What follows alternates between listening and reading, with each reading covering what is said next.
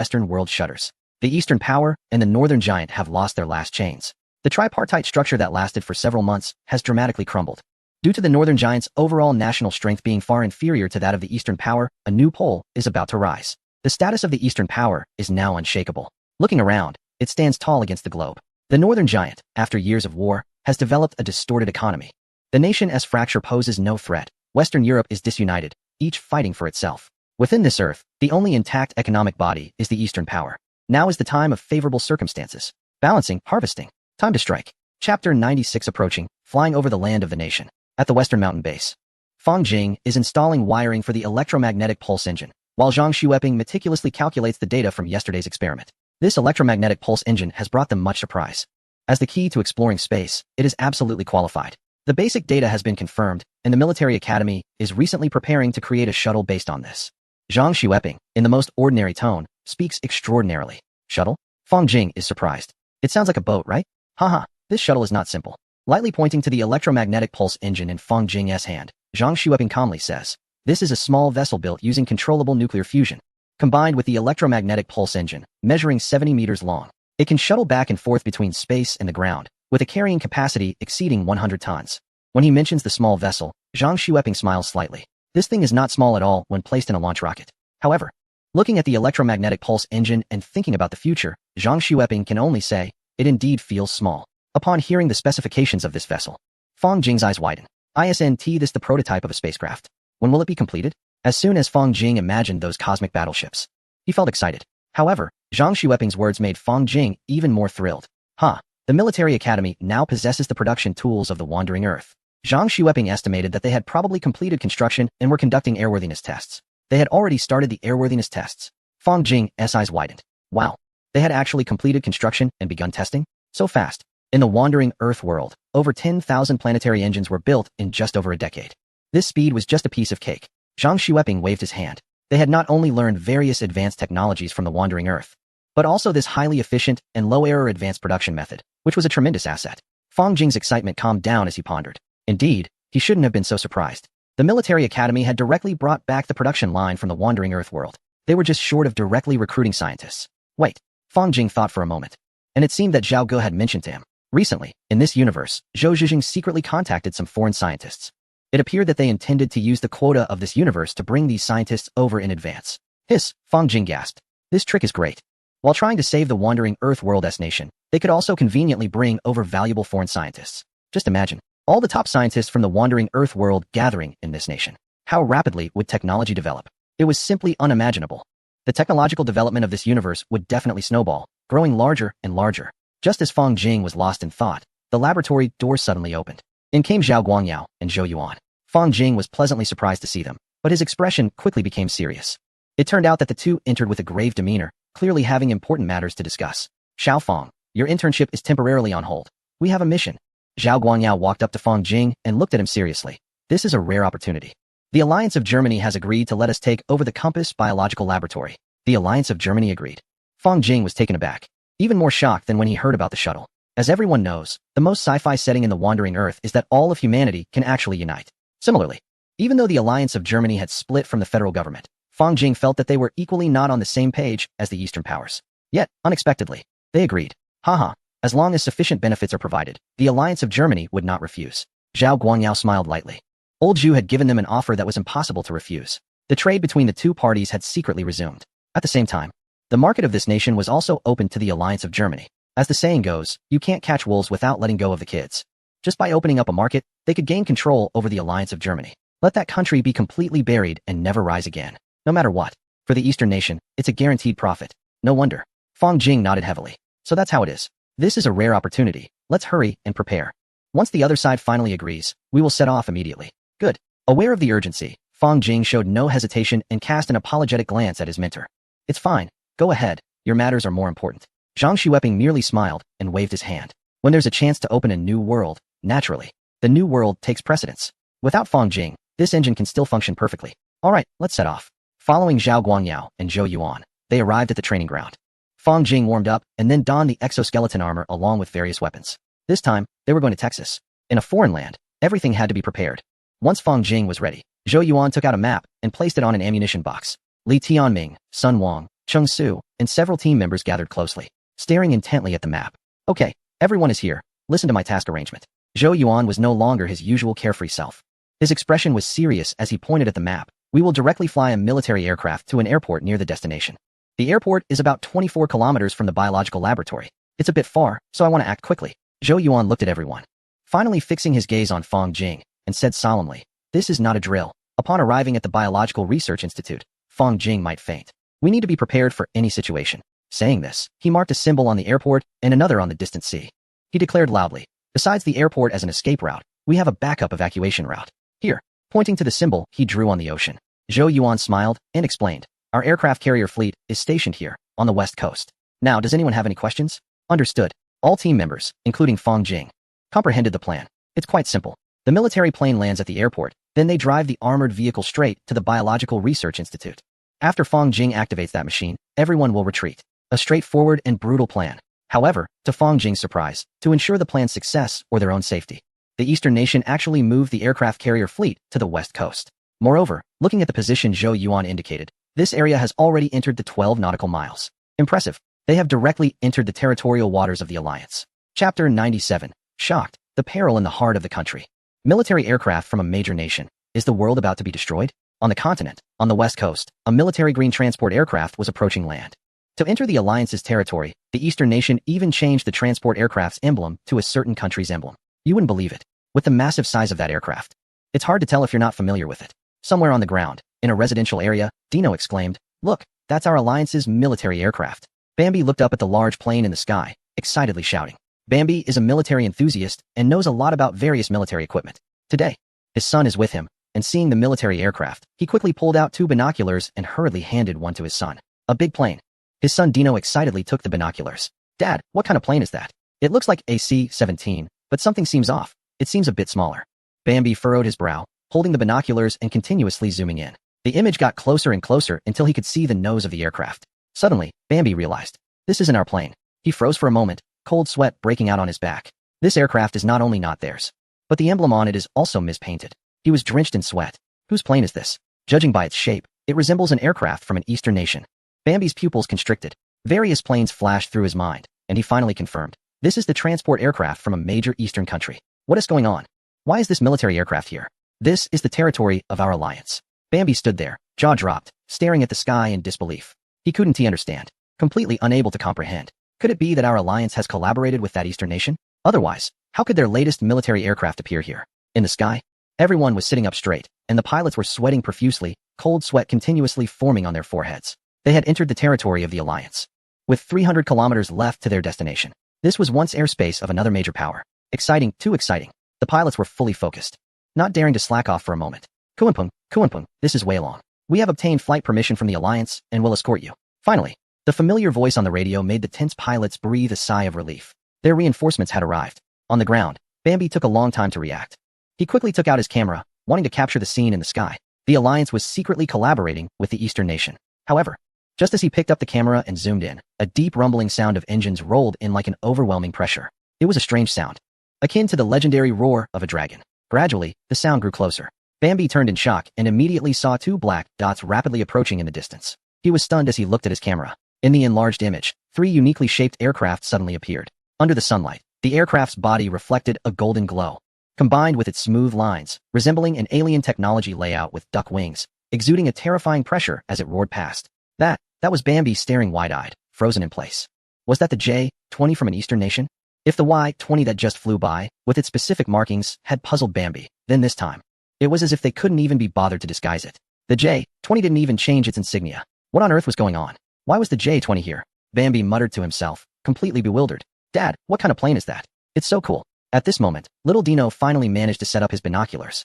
He saw the fighter jet flying through the sky and immediately exclaimed, "Huh, Dad." However, his father Bambi was now utterly stunned. What was going on?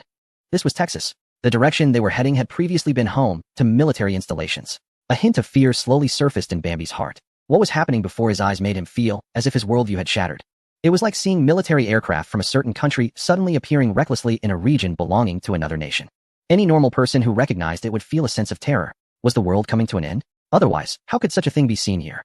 In the nearby research facility, most of the researchers had already fled. After accepting the conditions from the Eastern nation, the local government had immediately expelled everyone within several miles. Now they were just waiting for personnel from the Eastern nation to arrive. In the distance, a few soldiers from the local military were on guard. Why are we allowing people from the Eastern nation to come here? Soldier A said, somewhat displeased. It angered him to let former enemies step on their territory. It's a necessary price. We are doing this for the victory of our alliance. Soldier B glanced at his comrade, cleared his throat, and said, besides, we have long since moved all sensitive data from the research facility. There will be no leaks. I hope so. Soldier A clearly remained unconvinced. He still felt a bit resentful. Not long ago, he had been so proud in the Middle East. How could he endure such humiliation? But now, military aircraft from the Eastern nation had actually landed on their territory. This is the reality. We must accept it. Don't forget what we can gain after the victory in the war. Soldier B had no sense of honor. He merely patted his brother's shoulder as a form of comfort and casually added, with them here, the balance of victory has already tipped in our favor. What? Soldier A was taken aback by this statement. What did that mean? Why would the arrival of military aircraft from the Eastern nation tilt the balance of victory towards them? What exactly had these two sides traded? This is easy. Our guests have arrived. Pay attention to your positions, and be on guard against electromagnetic pulses. Suddenly, the voice from the command post came through the soldiers' radios. Hearing this, Soldier A's eyes widened in shock. Electromagnetic pulse. Where did they get the capability for that? Aren't such weapons typically only possessed by certain major powers? Realization struck Soldier A. The cooperation between the alliance and the major power goes far beyond mere economic ties. For the sake of ultimate victory, they even allowed the major power to deploy electromagnetic pulse weapons on this continent. He had heard about the terrifying nature of such weapons from a friend who worked on a naval cruiser in East Asia. That friend had survived the conflict and was currently in the major power undergoing some form of re-education. However, he managed to inform his family and friends of his safety, which was how Soldier A learned about the horror of electromagnetic pulse weapons. And now, they were to be used here. This is an internal conflict involving the alliance and the major power. How dare they? Chapter 98. A single strike that changes the course of the battle in a remote area of eastern Texas. The Compass Biological Laboratory stood isolated, with few residents nearby. Previous leaks had not caused significant repercussions. However, today, this once highly confidential facility welcomed an unexpected visitor from across the ocean. A transport aircraft and 3 advanced fighter jets arrived at the site. Dragon. The visitors have reached the designated position and are hovering over the target. A voice crackled over the radio. This is Dragon. We have arrived above the target, and the cargo is descending. We will accompany the landing. The logistics at the airport are preparing backup fuel. The 3 fighter jets circled the airport, ensuring that everything was in order as agreed upon before preparing to land. After all, this was once enemy territory, so caution was paramount. Meanwhile, the transport aircraft began its strategic drop. The massive aircraft did not pull up as usual during landing. Instead, the nose slightly dipped as it descended. The front landing gear touched the runway quickly, followed by the rear landing gear. The enormous plane landed swiftly and accurately on the runway. Hurry, we've received the tower's action orders. Let's move out. Zhou Yuan checked his wrist device to confirm it was connected and immediately jumped into the passenger seat of the armored vehicle. A group of 12 quickly boarded 2 armored vehicles arranged in a front and back formation. Fang Jing was in Zhou Yuan's vehicle, and Zhou Yuan shielded him from behind. Captain, the hatch is open. Zhou Yuan's expression was more serious than ever. Establish a defensive position immediately. Yes. The remaining personnel in the aircraft rushed out of the hatch to begin constructing defensive positions and securing the area. Apart from this command, there was no rush to give orders for the convoy to depart. Instead, he quietly observed the smart device in his hand. He was waiting for an opportunity, the moment to set off. Beep, beep, beep, beep. The unmistakable alert sound came through the earpiece. The last syllable suddenly elongated. On the smart device, the map continued to zoom in, continuously enlarging. A friendly marker indicating the visitor suddenly appeared on the screen. The visitor had arrived at the target location. Zhou Yuan's eyes lit up as he immediately connected to the radio and issued the command. The aircraft has landed, passengers unharmed. The visitor is to act immediately. The command was transmitted via low-orbit satellites to the visitor. The visitor has received the command. Kinetic electromagnetic pulse missile ready for launch. 109. The visitor. It was modified from a reconnaissance drone, utilizing anti-electromagnetic pulse technology, equipped with an electromagnetic pulse missile, and fitted with a more powerful engine. Originally, the reconnaissance drone was designed for high-altitude, high-speed surveillance, capable of flying at an altitude of 50,000 meters with a maximum speed of Mach 6. At 50,000 meters, this is already a no-fly zone for humans. In the midst of silence, the visitor's belly slowly opened to reveal a missile bay. A red and white painted kinetic battery pulse missile gradually slid out. 1. Launch. Buzz. The kinetic missile S engine suddenly activated. With a whoosh, it shot out, leaving behind a massive contrail. The kinetic missile has been launched, expected to reach the target area in 10 minutes. Please be advised to prepare for the electromagnetic pulse impact.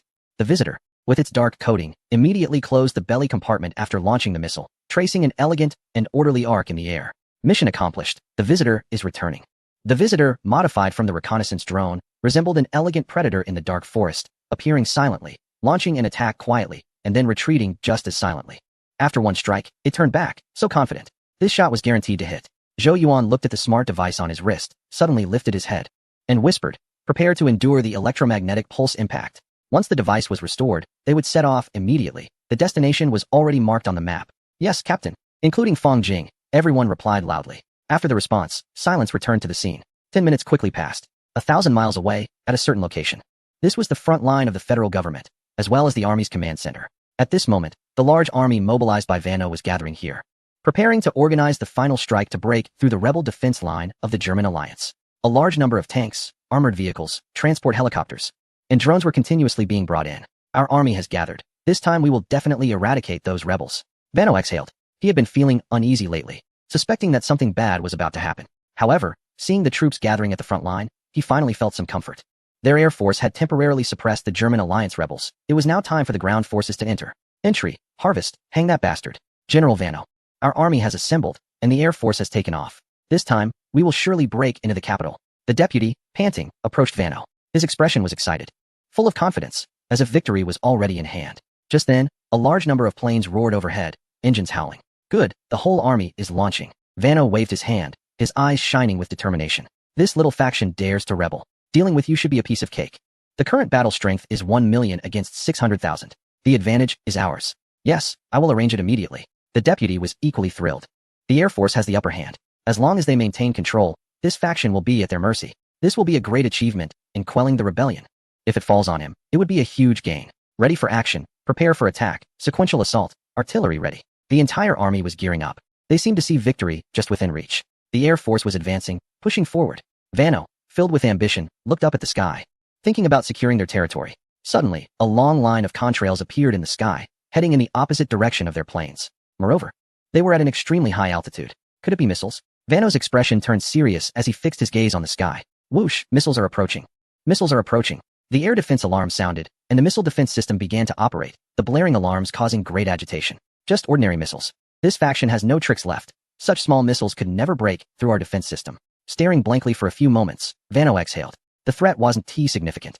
Just as he sighed in relief, his heart suddenly sank. The trajectory of the missiles seemed off. No, the target of those missiles isn't us, but ahead of us? Why?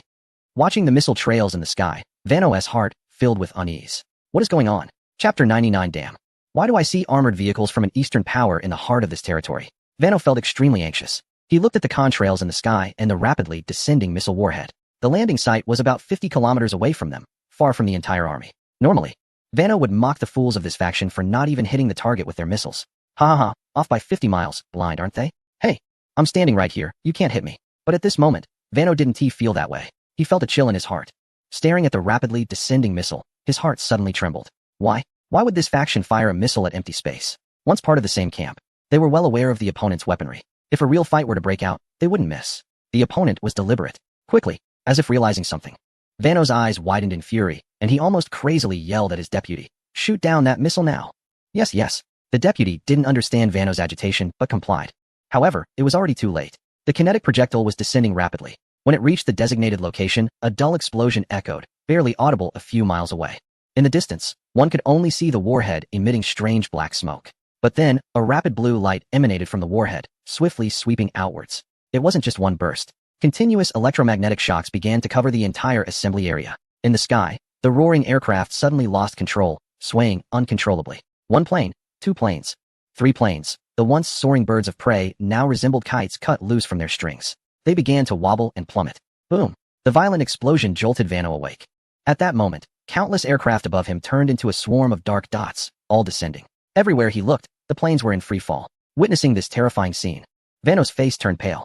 He understood now. This was the electromagnetic pulse bomb from the Eastern power. Damn it, damn it! Helplessly removing his cap, Vanno's face was filled with rage, turning crimson from the neck up. He violently threw his military hat to the ground and shouted almost hoarsely, Manton, you damned bastard. How dare you collude with the Eastern power? Looking at the planes that were falling from the sky like they were free, how could Vanno not understand? This was the electromagnetic pulse missile that had brought them humiliation in the Western Pacific War, a decisive strike from the Eastern power. Currently, only the Eastern power had officially equipped such technology. Commander, we've lost communication with everyone. The optical observation station at the outpost has reported that the frontline troops have encountered the enemy. The deputy looked at the communications officer who had rushed over in panic. Stumbling in front of Vanno, All communication means that the front line had failed. The information just received had been sent by the observation station using a signaling light. He looked at Vano in distress. At this moment, Vano sat slumped in his position, his expression bleak. Hearing the deputy's commotion, he said faintly, "We have already lost the battle. Inform everyone to repair any operational vehicles and retreat." "General, what exactly happened?" The deputy was somewhat confused. "I said retreat." Vano struggled to stand, his face pale, lips dry, his voice hoarse as he spoke. "We were hit by an electromagnetic pulse missile. The Air Force has been wiped out. The Army's communications are down, and the command chain is completely severed. We are defeated. Use all means to notify those who can be informed. Immediately retreat across the board. We need to organize our positions at once to prevent the invasion of the Alliance." Upon hearing the urgent message, the deputy commander was stunned. His lips trembled. His hands shook slightly, and he widened his eyes, taking a while to react before hurriedly saying, "Yes, I will arrange it immediately." 15 minutes have passed. Zhou Yuan glanced at his watch, his expression turning serious. "Be alert for electromagnetic pulse impacts." It has been 15 minutes since the kinetic projectile was deployed. In the next moment, the armored vehicle was filled with static. All lights and electronic devices began to flicker, with some even turning off completely. The electromagnetic pulse had arrived, and the expected duration was 1 minute. Zhou Yuan's expression grew tense, and he shouted loudly. His voice immediately lifted everyone's spirits. It was time to take action. Fang Jing took a deep breath. He felt that this experience was incredibly thrilling. Deep in the territory of the opposing forces, after deploying the electromagnetic pulse bomb, they planned to take advantage of the gap when the main forces advanced to directly target the biolaboratory. This experience was more exhilarating than anything he had ever encountered. "Time us up, we're moving out." The moment the electronic devices resumed functioning, Zhou Yuan immediately gave the order. The operation officially began. The roar of the armored vehicle's engine filled the air. Responding to the command, the two drivers immediately stepped on the gas. The armored vehicle buzzed and rushed out of the cabin, heading straight for the destination. In the vast desert of the continent, two armored vehicles marked with the insignia of their forces sped recklessly. The speed reached 70 miles per hour and was still accelerating. As the armored vehicles raced along the continent's highways, several drones scattered from the vehicles. "Everyone, be aware, we have entered the territory of the opposing forces. The drone units have been deployed, stay vigilant." Zhou Yuan sat in the cabin, his eyes fixed on the perspectives of the scattered drones. Suddenly, his expression sharpened, and he said sternly, "Be cautious. Armed vehicles from the opposing forces are ahead. Take evasive action." It turned out that 5 kilometers away, opposing armored vehicles were crossing the road, traveling east. Upon hearing Zhou Yuan's words, Fang Jing's heart skipped a beat. They had encountered someone. In the distance, on a 26-kilometer stretch of road, a combined battalion was crossing. These soldiers were deployed from the far west to support the border areas. Suddenly, the communications officer paused and reported loudly. "To the south, 5 kilometers away, an armed vehicle has been spotted. It is currently verifying its insignia." "Wait." The communications officer stared at the radar and the drone feeds, suddenly stunned, rubbing his eyes in disbelief at what he was seeing. His voice trembled with disbelief as he continued. "The friend or foe identification system indicates that the markings are not from our side. According to the markings, this is an armed vehicle from a major power in the east. What the hell? How did they end up here?" Staring wide-eyed, the communications soldier looked at the results of the friend or foe identification signal and the recorded identification signals from the eastern power in the database. He could hardly believe it. This was truly an armed vehicle from the opposing side. Chapter 100. Mission accomplished. Fainting the worst-case scenario had occurred. They had originally agreed with others in the area that the forces of the opposing alliance would not be present nearby. However, that was under ideal circumstances. Reality often disregards rules and logic. Now, the opposing alliance was in chaos. Anything could happen. Perhaps the soldiers from this battalion chose a direct route instead of going around? After all, for them, arriving on time at the operational area was what mattered. "We're being tracked by radar. They have already discovered us." Fang Jing's expression was tense, extremely alert. His hand was already resting on the gun's mechanism. "Don't panic," Zhou Yuan said calmly, gently patting Fang Jing's shoulder to help him relax. While comforting Fang Jing, he connected his smart device. Fang Jing gradually relaxed, and at the same time, on the other side, the astonished communications soldier had reported his findings. The commander of the combined battalion was equally puzzled. What? An armored vehicle from a major power in the east was detected 5 kilometers away, and the friend or foe identification signals matched perfectly? The commander was dumbfounded. What was going on? This was the mainland. How could there be armed forces from the eastern power? "Commander, what should we do?" The communications soldier looked bewildered. "Should we engage? After all, they're unidentified enemy forces." "Engage?" The commander was also at a loss. What was he supposed to do? He couldn't just pretend he hadn't seen anything, could he? Beep, beep, beep. Just as they were struggling with the decision to engage or not, suddenly, the battlefield command system rang out. Orders were coming from above. The commander of the combined battalion immediately checked and then widened his eyes in shock. After a long pause, he gritted his teeth and said, "Relay my orders. No firing from the entire battalion. Send a message to the opposing side, allowing them to pass." Having reviewed the information from above, he finally understood where the complex electromagnetic interference had come from. The opposing side had actually sought assistance from the Eastern Power. That was definitely an electromagnetic pulse bomb from them. The opposing alliance and the Eastern Power had a mutual interest exchange. Damn it, that scoundrel Manton. Cursing Manton under his breath, he realized he could only vent his anger now. Since the uprising began, there had been no turning back.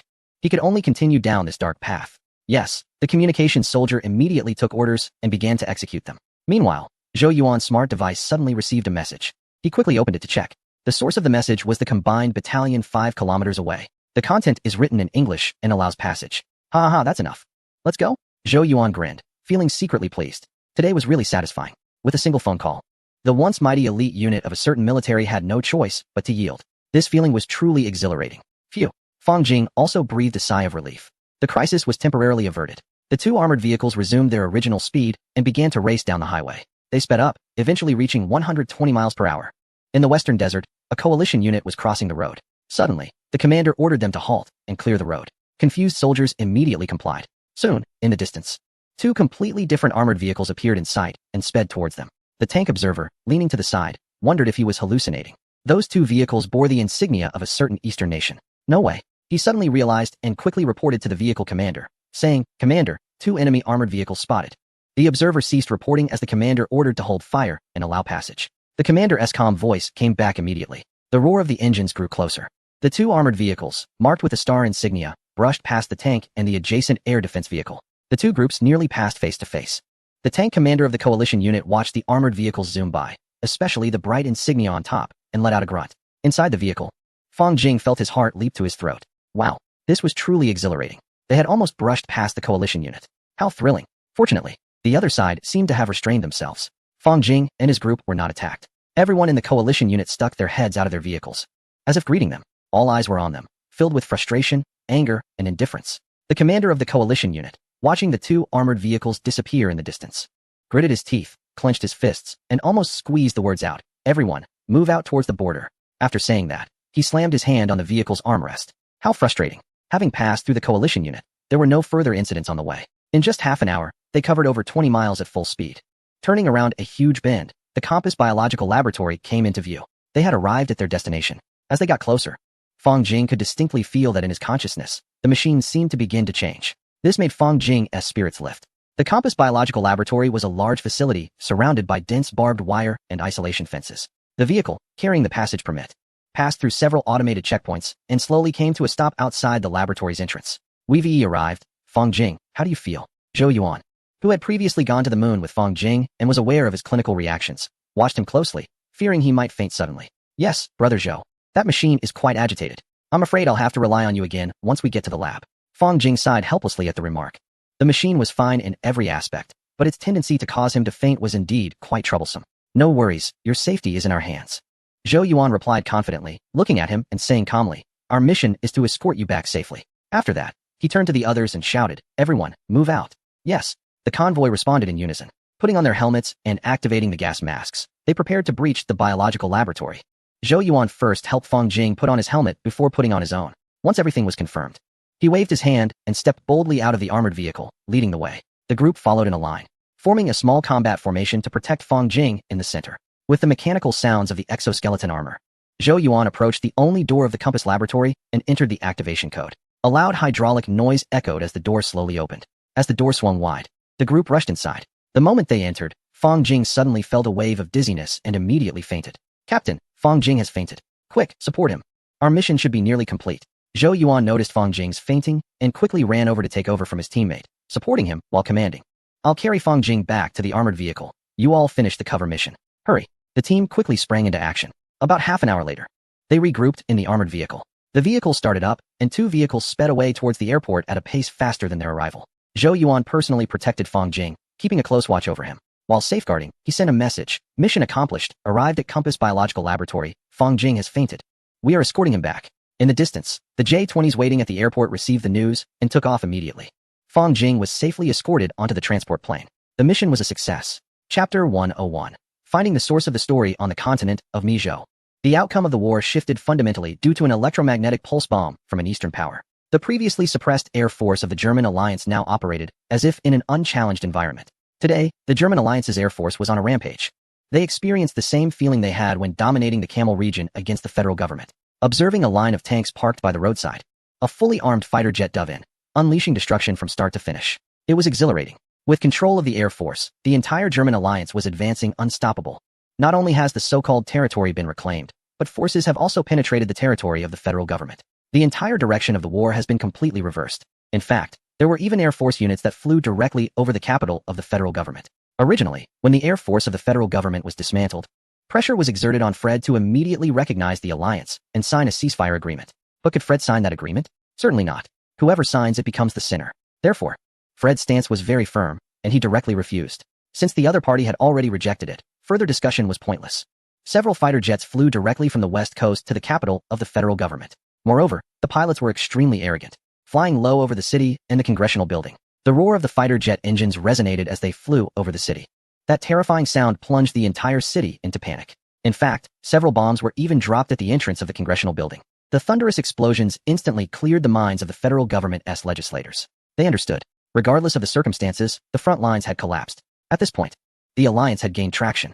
The federal government was already powerless to suppress the rebellion. That afternoon, unable to withstand the harassment from the fighter jets, Fred was forced to sign the ceasefire agreement with Manton. However, regarding the document recognizing the independence of the alliance, Fred stated that he would never sign it. No matter what, the ceasefire agreement was already the biggest compromise. For the time being, matters on the continent had come to a pause. Meanwhile, the transport aircraft, fully fueled on the Pacific Islands, finally returned safely to the homeland. In a daze, Fong Jing felt that he saw that strange machine again. On that machine, the small white dot originally on the side had suddenly emitted a red glow, and then the small white dot completely transformed into red. Red. This signified that the small white had been activated. In his confusion, Fong Jing immediately became invigorated. He hurriedly used his consciousness to touch that small red dot. In an instant, a piece of information flooded into his mind. Finding the source of the story, this stream of information poured into his brain, leaving Fong Jing momentarily stunned. Then, in reality, he instantly opened his eyes. Waking up again, looking at the familiar overhead, he breathed a sigh of relief. He was still in the cabin. "You're awake." Zhou Yuan immediately noticed Fong Jing's movements and came over with a cup of warm water. "Here, you've been unconscious for 2 hours." "Oh, thank you, Brother Zhou." Fong Jing indeed felt very dry in his mouth. He took the cup and gulped it down, feeling like he had finally come back to life. "By the way, Brother Zhou, that small white that is already lit up." "It's already lit up." Zhou Yuan exhaled, and the worry he had been holding finally settled. At this moment, the task had been confirmed and completed. He laughed heartily, patted Fong Jing on the shoulder, then immediately stood up and spoke into the intercom. "Fong Jing has awakened, and the task is confirmed as completed. Notify the fleet to retreat. The escort fleet can be recalled." After finishing the notification, Zhou Yuan cheerfully sat down opposite Fong Jing and magically pulled out a few pieces of candy from his pocket. The task was temporarily over, and now our ships were everywhere. "Come on, have a piece of candy. Your mouth is all white." "Where are we heading?" Fong Jing took the candy, peeled off the wrapper, and popped it into his mouth. "We're almost to the Western Pacific." Zhou Yuan also put a piece of candy in his mouth, his eyes fixed on Fong Jing, pausing for a long time. "What's wrong, Brother Zhou?" Fong Jing felt a bit uneasy under Zhou Yuan's gaze and couldn't help but ask. "Ah." Zhou Yuan let out a sigh, checked the safety of his weapon, secured it next to his seat, and then said with some concern, "We're going to the Compass Biological Laboratory. I can protect you there. But once we enter that new world, you'll have to rely on yourself."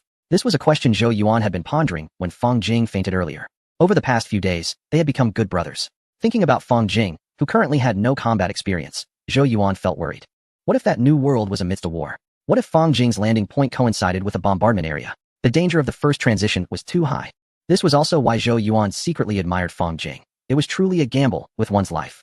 "Brother Zhou, I understand what you mean. Don't worry. I've been properly trained, and with this exoskeleton armor, it will definitely be fine." Fong Jing smiled lightly.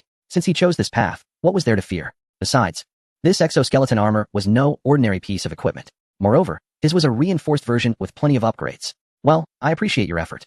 Zhou Yuan forced a smile and said earnestly, "In the future, for any missions we have together, I will do my utmost to keep you safe." "Hey, I'll be relying on you, Brother Zhou." Fong Jing replied cheerfully, then suddenly made a funny face and joked, "Why are you getting so sentimental today?" "I'm just worried about you." Zhou Yuan shot Fong Jing a glance. "All right, you should continue to rest. I need to contact the control tower." Although the upcoming route was safe, it was necessary to maintain contact with the Air Force just in case. Seeing that Fong Jing was about to tease him, Zhou Yuan decided to use the best strategy: retreat. "Heh, I'm making a quick getaway, leaving you with no tricks to play." Hey. Fong Jing was full of mischief. But Zhou Yuan had already left, and with a legitimate reason too. "Come on, Brother Zhou, that's too much." Hee, Xiao Fong, don't be fooled by Brother Zhou's strong appearance. He's not as simple as he looks." Li Tianming and Sun Wang sat down beside Fong Jing, putting their arms around his shoulders and laughing heartily. "All right, it can't be helped." Fong Jing shrugged. The task was completed. He leaned against the cabin wall, tilted his head, and gazed out at the endless ocean below.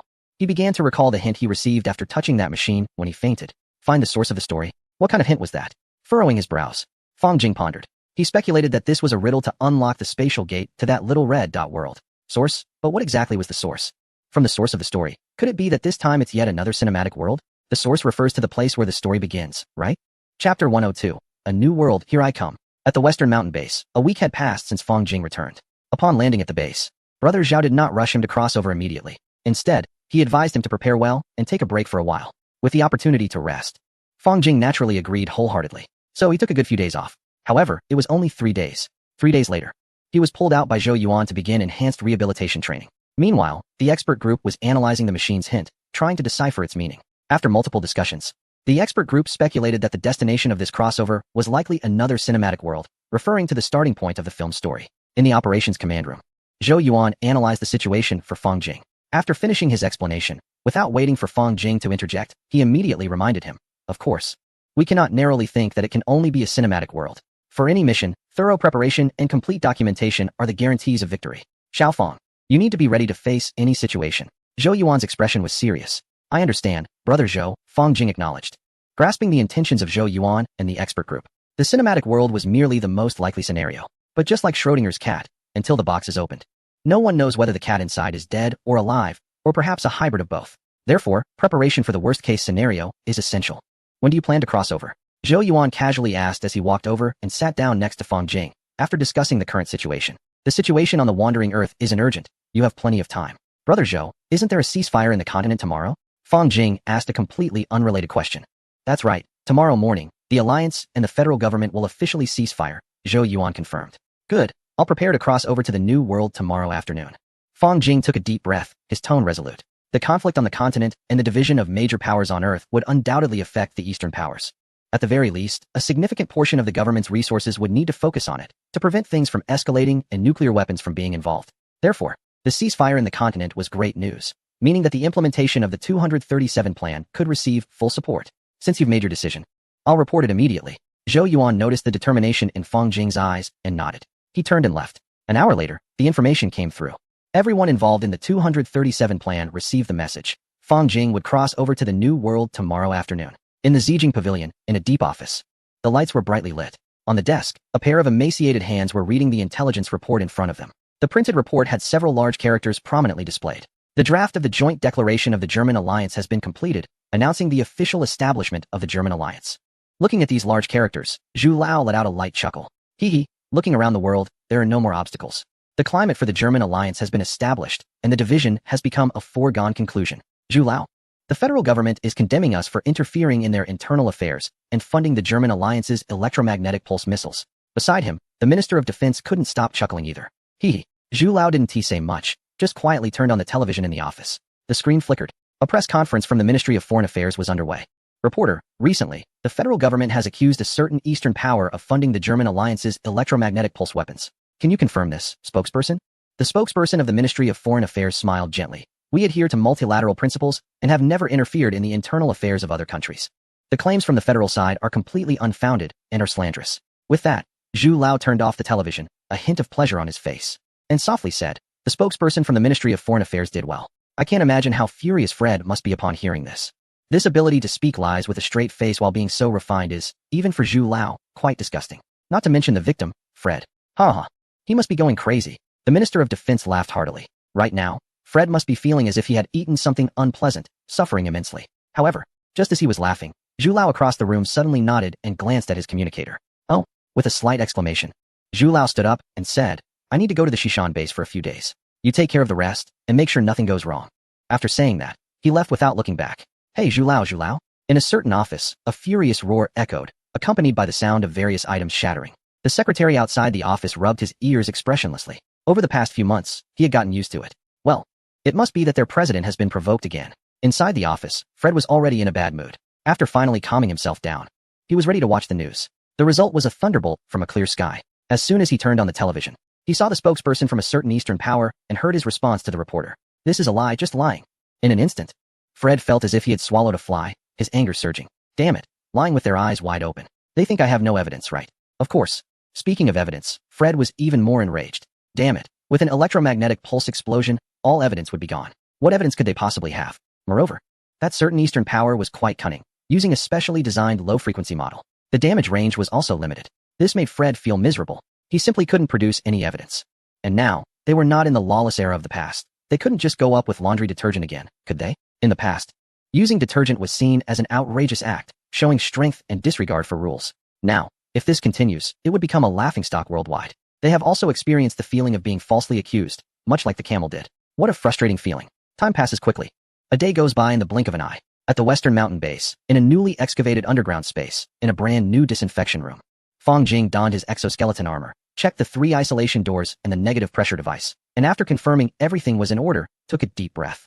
Xiao Fang, are you ready? The concerned voice of Zhu Lao came through the broadcast. Upon hearing that Fang Jing was preparing to cross over, Zhu Lao dropped everything and flew over.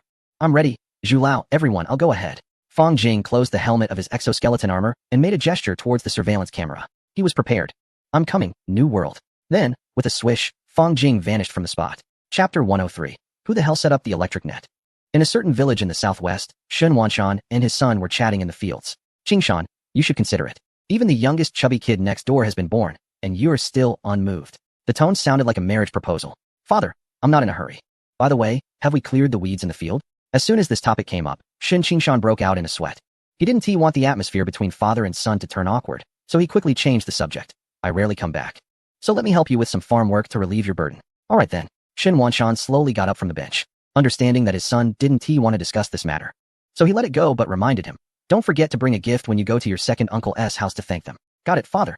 Shen Qingshan was a researcher at a biological laboratory. The research institute was on an unexplained break, and he had finally gotten some time off. So he bought a train ticket home that very day. As a result, he managed to avoid the earlier topic. Thankfully, his father didn't press him about marriage, allowing him to escape that conversation. However, he didn't feel annoyed about it. His father, the old man of the Shen family, had done so much for him. When he graduated from high school and got accepted into college, his family couldn't afford to send him. The old man Shen went door to door asking for help, which enabled him to enroll, with the most support coming from his second uncle. Because of this, every time he returned, visiting his second uncle with a gift became a must. In the afternoon, he helped his father clear the weeds in the fields. He took the gifts he had bought and, accompanied by his father, began to cross the mountain ridge to his second uncle's house. On the way, Shen Wanshan smoked his pipe, and both father and son were quite silent. Perhaps sensing the atmosphere was off, Shen Wanshan suddenly brought up a topic and asked, I heard we're going to hold the Olympics next year? Yes, it will be a grand event. Father, are you planning to go? I can pull some strings to get you 2 tickets. You and Uncle Air can go together.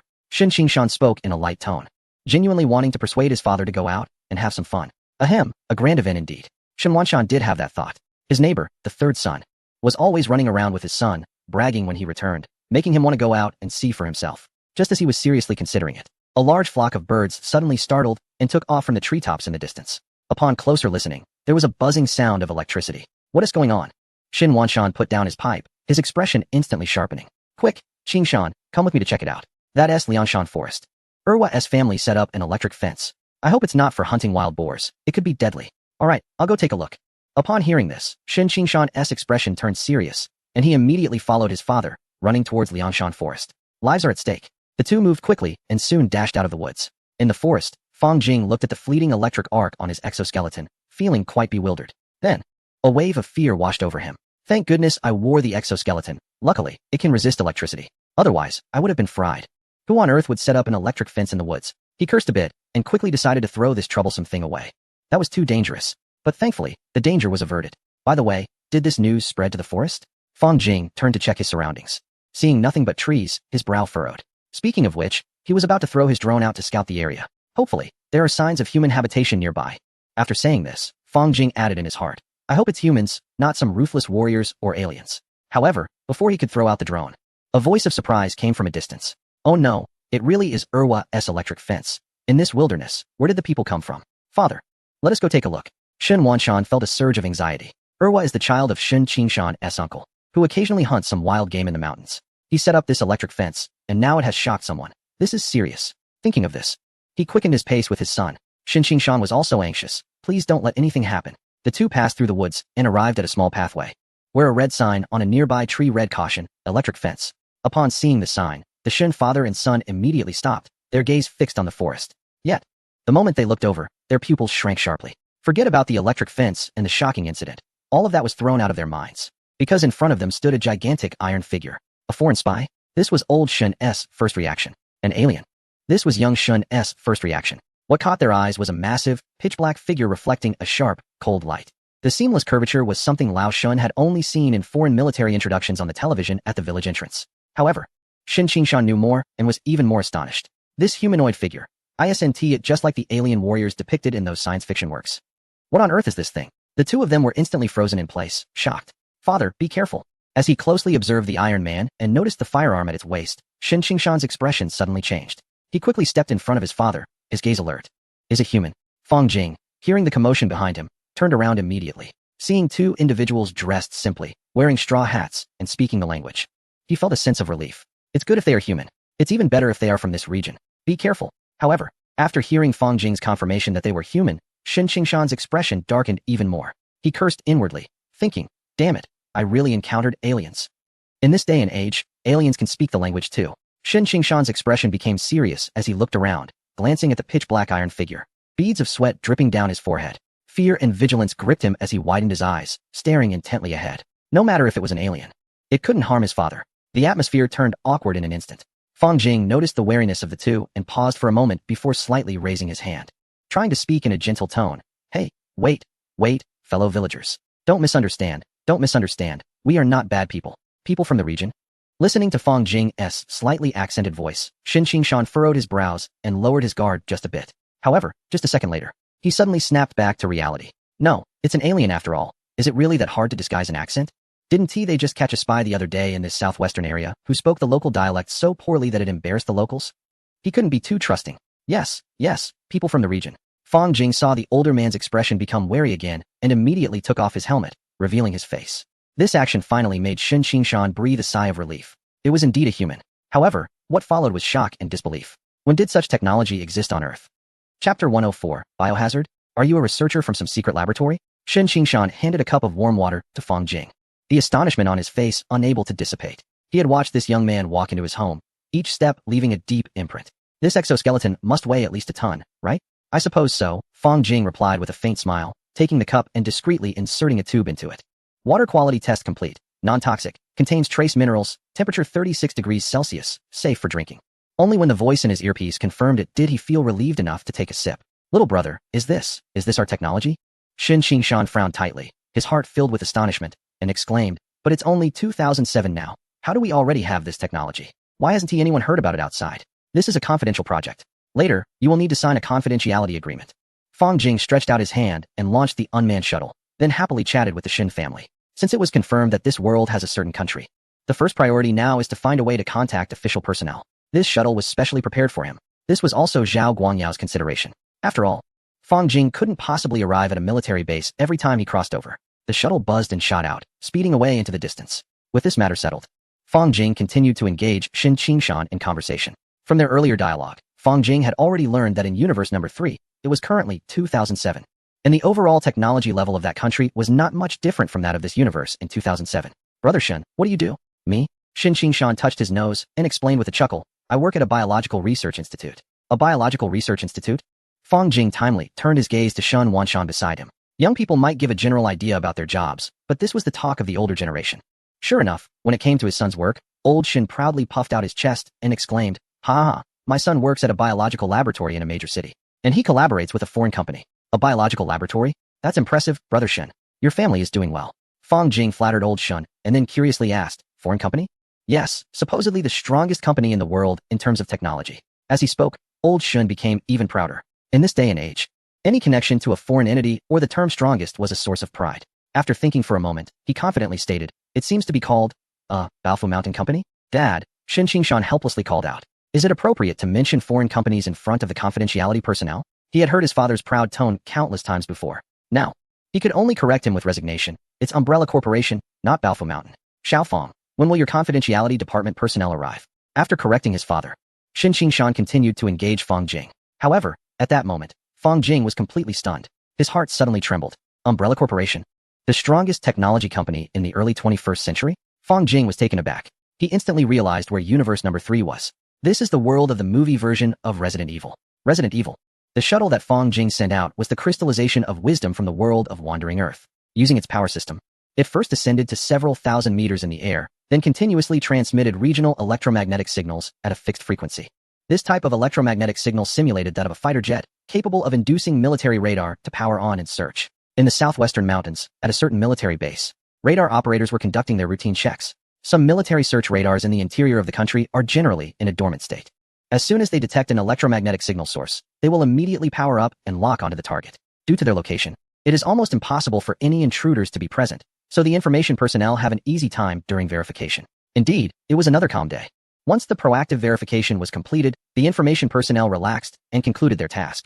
After all, this is the interior of the country. If any issues arise here, it would be serious. However, just as they were about to check other items, beeping sounds suddenly erupted as the military search radar forcibly activated and accurately locked onto an unfamiliar signal source after 3 wave peaks. What is going on? The information personnel quickly turned around, eyes wide, and cold sweat broke out on their forehead.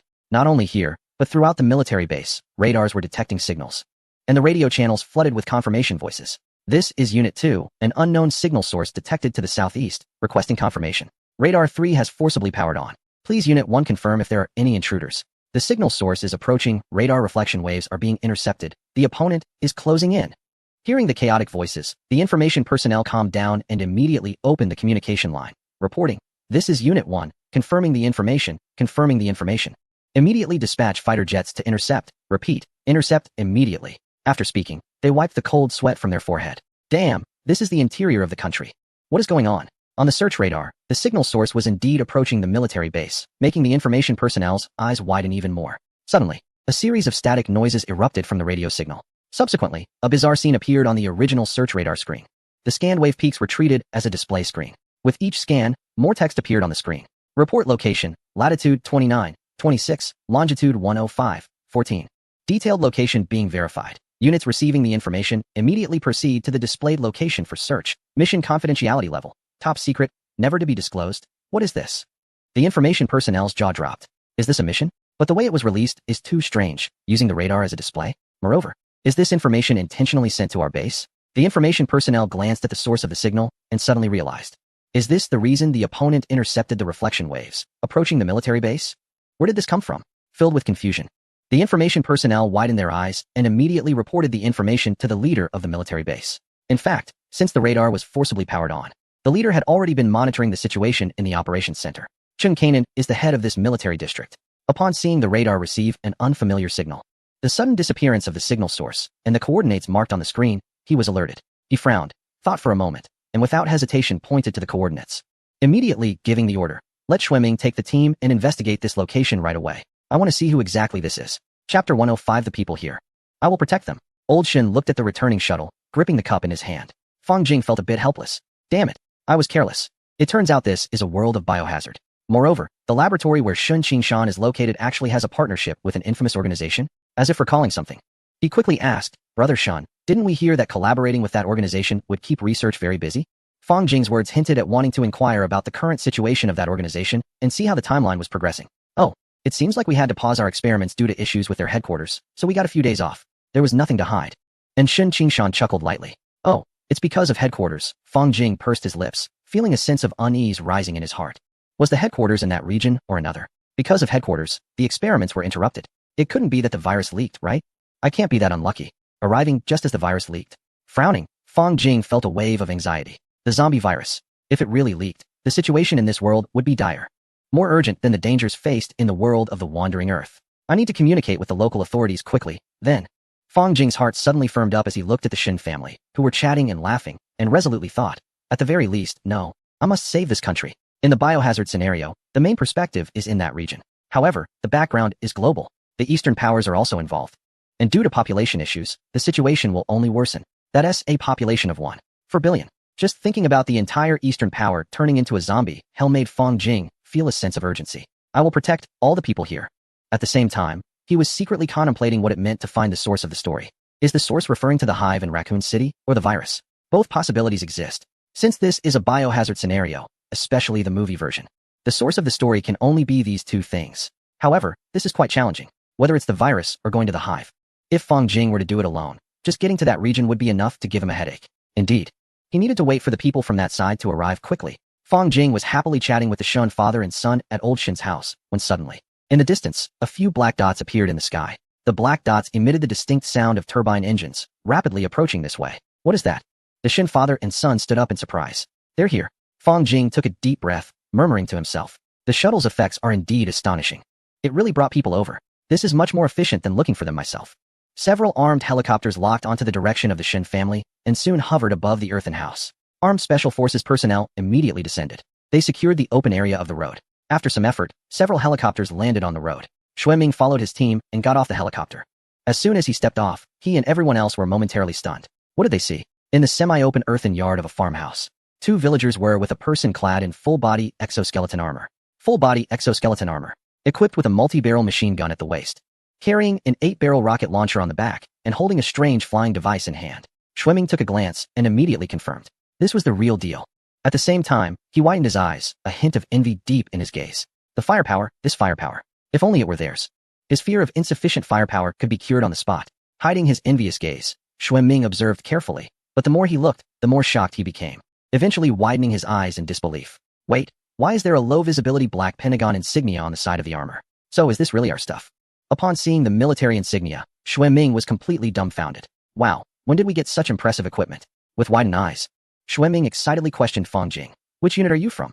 Me? Fang Jing chuckled softly, looking at Xuanming, the obvious leader. Confidently replied, didn't you come to find me? Take me to your military district. The task is classified, top secret. After saying that, Fang Jing stepped forward, walking towards Xuanming confidently. The scene was very quiet. Only the clanking sounds of the exoskeleton and the crunching of the cement ground underfoot remained. All right, please follow me. Xuanming swallowed hard. Seeing that Fang Jing seemed relatively friendly, he felt a bit more at ease. Moreover, he had no worries about taking the other party to the base. Once they reached the base, even if he was wearing the real deal, would they be afraid? Southwest Base. In the underground activity room. What? General Chung Kanan suddenly stood up from his chair, incredulously asking. You traveled here from a parallel universe? Moreover, you can not only travel back and forth, but can also open a space door in the future. Chung Kanan felt as if his worldview had been completely refreshed. Xuanming beside him was also frozen in place, struggling to accept this. That is pretty much it. Fang Jing smiled gently, nodded seriously, and raised his arm. The existence of the exoskeleton could not lie. As for directly informing Chung Kanan, Fang Jing had his own thoughts. This was a military base in the heartland of an eastern nation, undertaking important tasks related to reconstruction after a nationwide nuclear disaster. The person in charge here could not have any problems. So your world's technology has developed to this extent? The look of shock in Chung Kanan's eyes gradually faded as he murmured. All right, General, now you understand the situation. Fang Jing smiled faintly, not directly answering his question. Instead, he took out a document and handed it to Chung Kanan. Please take a look. Chung Kanan was somewhat puzzled as he gently took the document, opened the seal, and pulled out the contents. He quietly browsed through the document. When he reached the end, Chung Kanan's pupils suddenly constricted. In the next moment, he immediately stood up, raised his head seriously to look at Fang Jing, saluted, and said, Colonel Fang, your matters are of great importance. I will report this immediately, please wait a moment. All right. General Chung, please go and return quickly. Fang Jing nodded slightly and returned the salute. Watching Fang Jing's standard military salute, Chung Kanan smiled faintly. After giving Xuanming a few instructions, he left the underground base. His steps were quick, and his face was filled with excitement. Fang Jing watched him leave, furrowing his brows and pondering for a few seconds. Then he suddenly looked up, fixed his gaze on Xuanming, and said solemnly, Comrade Xuanming, I need all the information on Umbrella Corporation. Please hand it over to me immediately. Chapter 106. Urgent Situation Umbrella Corporation? Xuanming raised an eyebrow, feeling puzzled. Why does this person from the parallel universe seem so interested in this company? However, he didn't ask further and instead complied with the request. Retrieving the relevant information from the database. Umbrella Corporation is currently one of the leading large biopharmaceutical companies in the world in terms of technological strength. After a short while, Xuanming returned with a document and handed it to Fang Jing. While Fang Jing was browsing through it, he added, This company is at the forefront of drug research globally. Domestically, there are several research institutes that have cooperative projects with them. But at this point, Xuanming's expression changed slightly as he lowered his voice and said uncertainly, However, our undercover investigation found that the chemical weapons that appeared in the Middle East are intricately related to them. Moreover, the various diseases that have emerged in South Asia might also be connected to them. This company is suspicious. Xuanming spoke frankly, his eyes filled with vigilance and caution. After finishing, he added, So we have restricted their development in the country, only allowing a limited operation in the outskirts of the metropolis, conveniently located near the Biological Monitoring Center. By the time Xuanming finished speaking, Fang Jing had also finished reviewing the document. The information in the document was comprehensive, including detailed investigation reports on the Middle East and South Asia. You all did well. Fortunately, Only a limited operation was allowed. Letting out a deep breath, Fong Jing looked at the document and had a general understanding. The development of Umbrella Corporation in the country was evidently being suppressed. Due to several scandals and their intricate operations related to biochemical weapons, the Eastern superpower had employed crafty tactics. As for the investments from Umbrella Corporation, they welcome all. The more the better. But as for establishing branches, let's build next to the Biological Control Center testing station. Oh right, I'll also attach an earthquake detection center, an environmental pollution detection center, and an industry standards inspection center. In addition to various testing centers, I'll also add a complete set of surprise inspections. Want to cause trouble? Dream on. Under such a heavy-handed approach, the company that has been calling the shots abroad has immediately wilted, completely dispelling any thoughts of causing trouble in the Eastern nation. Is there something wrong with this company? Seeing Fong Jing slightly relax, Xue Ming's eyes instantly sharpened. There is indeed a problem with this company. Otherwise, why would someone from a parallel world like Fong Jing pay such close attention to this company? They definitely have issues. Once General Chung returns, I will explain it all. Bang! Hearing Fong Jing's affirmation, Xue Ming's eyes widened, and he slammed the table, saying, they definitely have problems. Damn it. The informant in Tokyo must have discovered some secret and was silenced by them. As he spoke, Xue Ming's emotions became somewhat agitated. Fong Jing was also taken aback and, after a moment's thought, understood. After this matter, the two fell into a long silence until the door was suddenly pushed open with a bang. Chung Kanan entered slowly, supporting an elderly man. Old Wang. Xue Ming focused and was taken aback, immediately getting up to assist. Fong Jing also stood up politely. Sit, everyone sit. Once seated, Elder Wang, with his deep, universe-like eyes, looked Fong Jing up and down before kindly inviting everyone to sit down. You crossed over from a parallel universe? Elder Wang locked his gaze on Fong Jing, particularly on the unheard of high-tech. Don't call me sir, just call me Xiao Fong. Fong Jing replied with a friendly smile. Oh, good. Xiao Fong, you can call me Old Wang like them. Elder Wang smiled even more kindly, but suddenly turned serious and said, since your technological level far exceeds ours, what brings you here? This question was quite fundamental. Since the technology of the Eastern nation in the parallel universe far surpassed theirs, what was the purpose of their visit?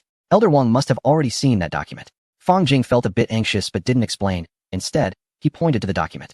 Are you saying that our world projects into your universe, forming film and television works? Although Elder Wang was old, his thinking was very active, and his learning ability had not diminished. He easily accepted this information.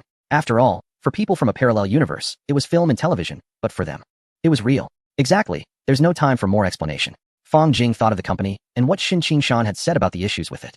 And he quickly added, the company has developed an apocalyptic virus. Your civilization is facing a catastrophic disaster. As soon as Fong Jing spoke, it was indeed shocking. Elder Wang, General Chung, and Xue Ming's eyes all focused, looking at Fong Jing in disbelief. Especially Old Wang was stunned. They were supposed to hold the Olympic Games next year and showcase their country to the world, yet you open your mouth, and suddenly the world is about to end? Are they all going to be finished? No, is this really true? Xue Ming was still waiting for Fong Jing to decrypt the secrets of the Umbrella Company. He never expected this secret to be so enormous, so big that he could hardly accept it. Human civilization is actually going to be destroyed because of the Umbrella Company? Is this real? Fong Jing looked at Xue Ming with a confirming gaze and immediately said, Old Wang, please investigate the city of Raccoon in a certain country. There is an underground hive base of the Umbrella Company there, and the virus leaked from that location. While you are investigating, I will immediately return and provide you with evidence to completely convince you that I am indeed from another universe. Fong Jing knew that the three of them still didn't trust him. Therefore, he planned to perform a major transformation to make them believe him completely. Old Wang took a deep breath, then exchanged a look with Chung Kanan, hesitated for a few seconds, and spoke. All right. We will immediately deploy our informants everywhere to investigate the Umbrella Company in Raccoon City. After saying this, he held back Chung Kanan and simply stared at Fong Jing. Given the detailed information provided by Fong Jing, he actually believed him a little, because if it were a deception, it would only be a vague delay. However, this matter was of great importance. He needed to see Fong Jing present solid evidence. Then I will go gather the evidence. Fong Jing said with a slight smile as he donned his helmet. Old Wang quietly watched him, wanting to know how Fong Jing would leave. Once Fong Jing put on the helmet, without saying a word, he directly activated the machine in his mind. In an instant, he disappeared from the spot. At the southwestern base, in the underground section, Old Wang, Chung Kanan, and Xue Ming stood up in shock and unison. He disappeared. A living person actually vanished before their eyes. Now, they completely believed him. Chapter 107. The calm before the storm at the western mountain base. In the underground disinfection room, Fong Jing's figure appeared. Almost instantaneously, the people waiting in the command room received the news. He is back. Old Zhu stood up suddenly, his expression excited. The exoskeleton armor's self-check system reconnected and uploaded the data. The whole process occurred without any gunfire, only some electrical shocks on the outer shell. Nearby, the data monitoring personnel informed Zhao Guangyao of the results. Upon hearing this, everyone in the command room let out a heavy sigh of relief. No gunfire occurred, and Fong Jing was safe. Let us go take a look. Zhou Yuan and others immediately left, running towards the disinfection room's door. Good. Good, good. It's great that he returned safely. Old Zhu also breathed a sigh of relief, his hand relaxing slightly on the armrest. Then I will go too. Zhao Guangyao was about to say he would go to meet Feng Jing. However, at that moment, the control panel suddenly emitted a piercing alarm. Beep, beep, beep. The AI synthesized voice immediately sounded. Warning. The tester initiated a biological invasion alert. The disinfection chamber has been locked down. What? Hearing the biological invasion signal, Zhao Guangyao turned sharply. Zhou Yuan and others, who were running towards the disinfection chamber, furrowed their brows as they watched the isolation device gradually descending in the corridor. The constantly flashing red alarm light made them stand still, feeling somewhat anxious. What is going on?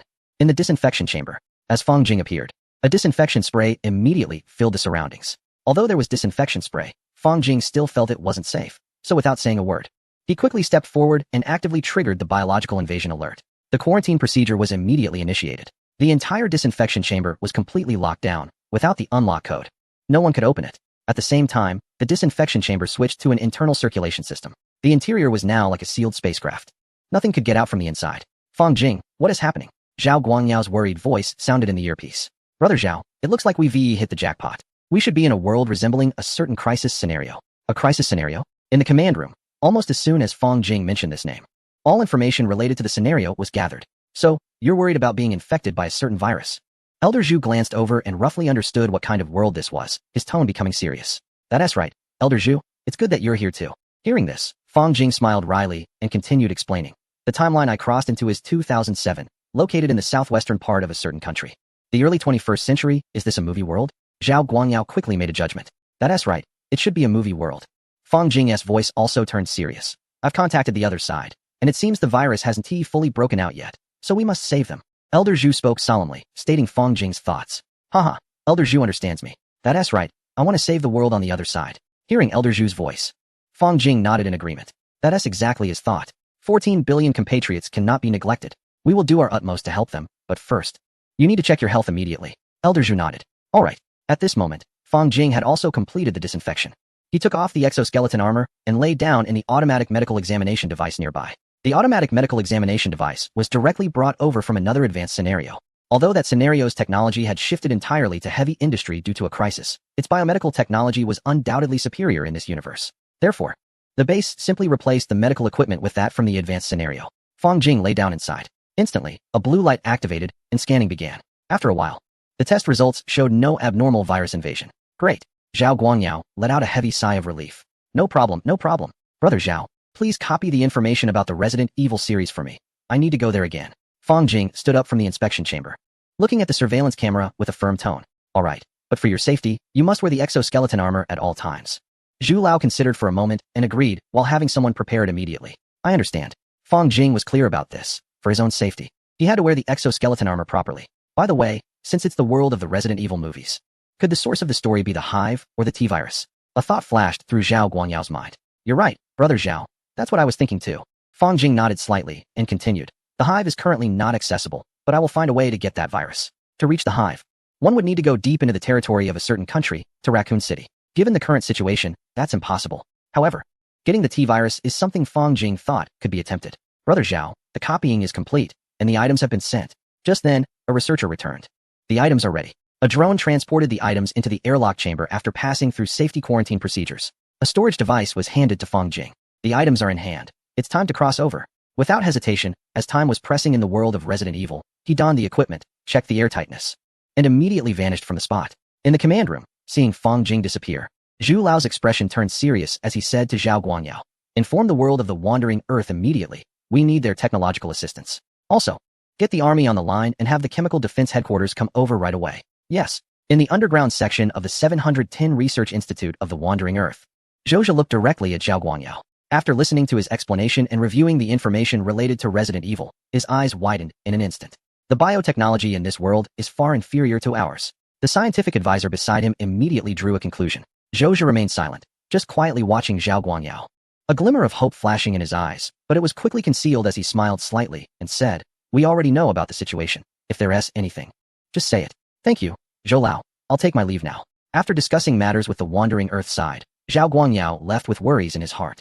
Now, only a few people from the Wandering Earth remained here. Zhou still did not speak. Father, if this world is really like this, then we. Zhou Weirong looked at his father, his tone full of excitement. Don't get too excited, Weirong. gently pressing his hand. Zhou said calmly, "We still don't know how far the Resident Evil world has progressed. If the crisis is stopped, there might still be no place for us on this vast planet. However, at least this is a hope. We shall see how it unfolds. Anyway, at least Fang Jing over there can give us a glimmer of hope." Just like a drowning person grabbing the last rope, Zhou appeared calm on the surface. But his eyes were full of extraordinary spirit. Hope. It is the most precious thing in their world in this era. Chapter 108. At all costs. In the world of the biohazard crisis, at the southwestern base, underground section, Wang Lao, Chung Kanan, and Xue Ming sat in place, discussing for a long time. The order to investigate the Umbrella Corporation had already been issued. They just needed to wait for the results. The parallel world was unbelievable. Even more unbelievable was that it was actually real. Chung Kanan sighed deeply. Is this a mutated version of the third kind of contact? No, more than that. I'm concerned about whether our world is really going to be destroyed. Wang Lao, with a serious expression, was even more focused on this matter. That Xiaofang at least proved that he indeed came from another world. Wang Lao had a premonition that this parallel world and the impending destruction of their world were real. However, what puzzled him was what kind of virus could lead to the complete destruction of human civilization. As he thought about this, Wang Lao clenched his fist. After finally reaching this point, are you telling me the world is going to be destroyed? He would never allow it. Wang Lao, we found Fang Jing. And among the two civilians, one is a researcher from the Biological Research Institute, which has cooperation with the Umbrella Corporation, Xue Ming chimed in, quickly explaining. We brought him back to the base and learned the address of a research institute in the south. We have already bribed an insider there, and he is infiltrating to gather information on the Umbrella Corporation. Yes, pay special attention to the situation in Raccoon City. Wang Lao nodded in response. A hint of satisfaction in his eyes as he looked at Xue Ming. I suggest you focus on the artificial intelligence of the Umbrella Corporation. Suddenly, a familiar voice interrupted their conversation. Fang Jing appeared out of nowhere and placed 2 items on the table with a thud. The sudden appearance of Fang Jing startled the 3 present. What is this? Wang Lao approached first, staring at the table and speaking slowly. A USB drive and a grenade? He recognized the USB drive as something invented by a company in their country for data storage. But what did the grenade mean? The USB contains evidence. This is my personal terminal, and you can view it here, Fang Jing explained with a slight smile. And this grenade is our opportunity. Opportunity? Wang Lao furrowed his brows. Puzzled. What opportunity? Comrade Xue Ming, I need you to keep the person we bribed from acting for now, Fang Jing said seriously. The South has a hive of the Umbrella Corporation, which must have artificial intelligence. What we need to resolve first is the artificial intelligence. Fang Jing didn't explain the connection between the artificial intelligence and the grenade. Instead, he pushed his personal terminal and the USB drive towards the 3 of them. Okay. Xue Ming nodded, exchanged a glance with Wang Lao, and after a slight nod from him, immediately got up to leave.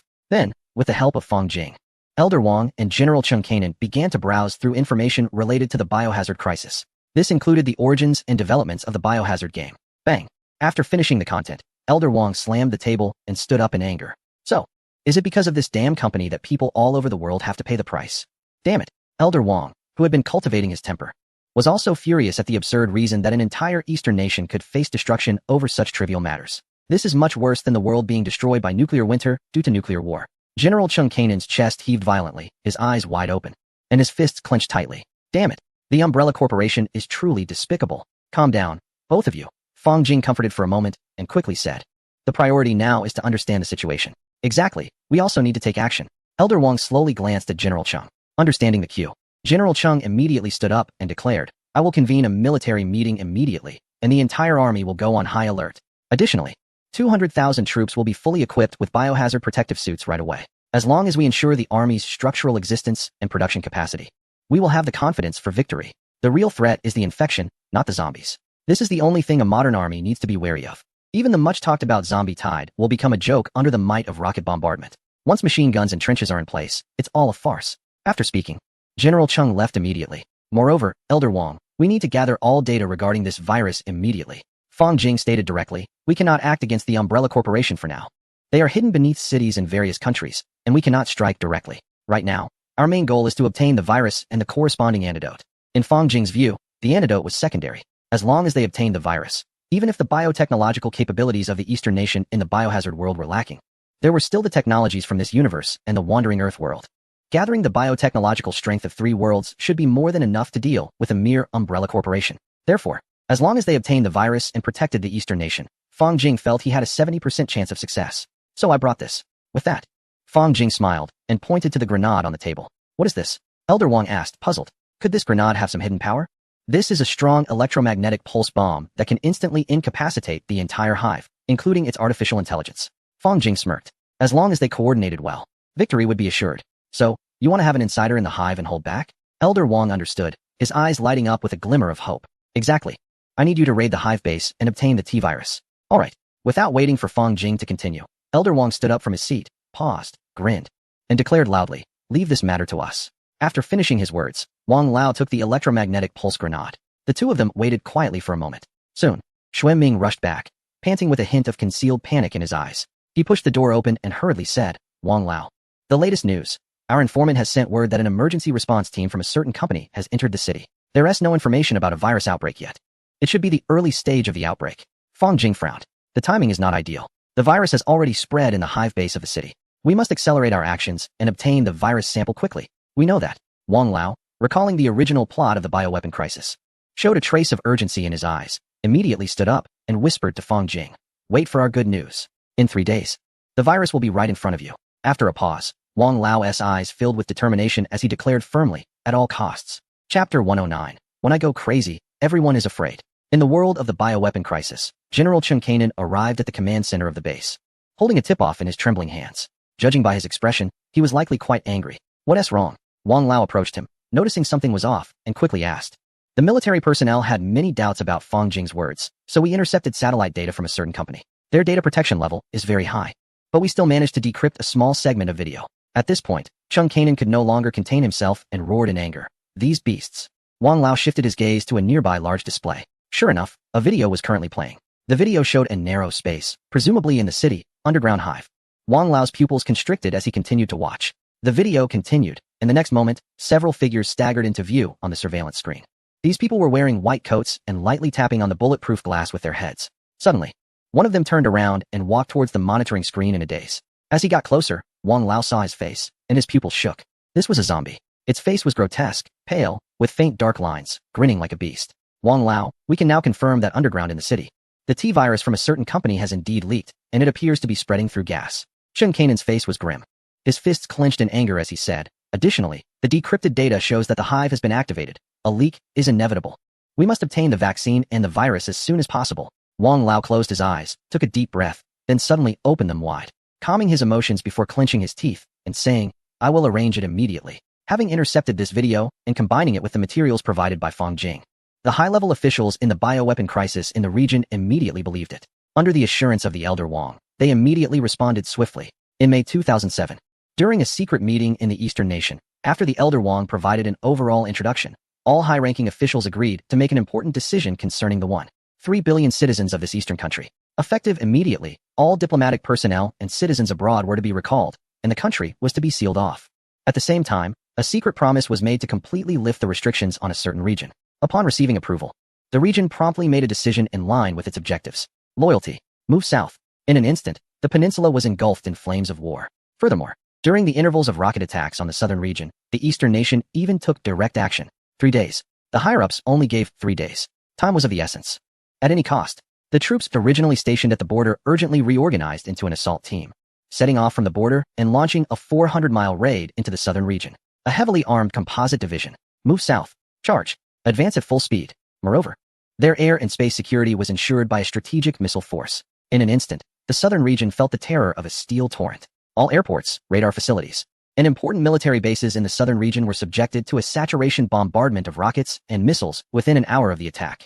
Instantly, the entire southern peninsula found no aircraft that could take off. The northern region was elated, as it began to clash directly at the border. At this moment, an airborne battalion quietly landed in a mountainous area of the southern region.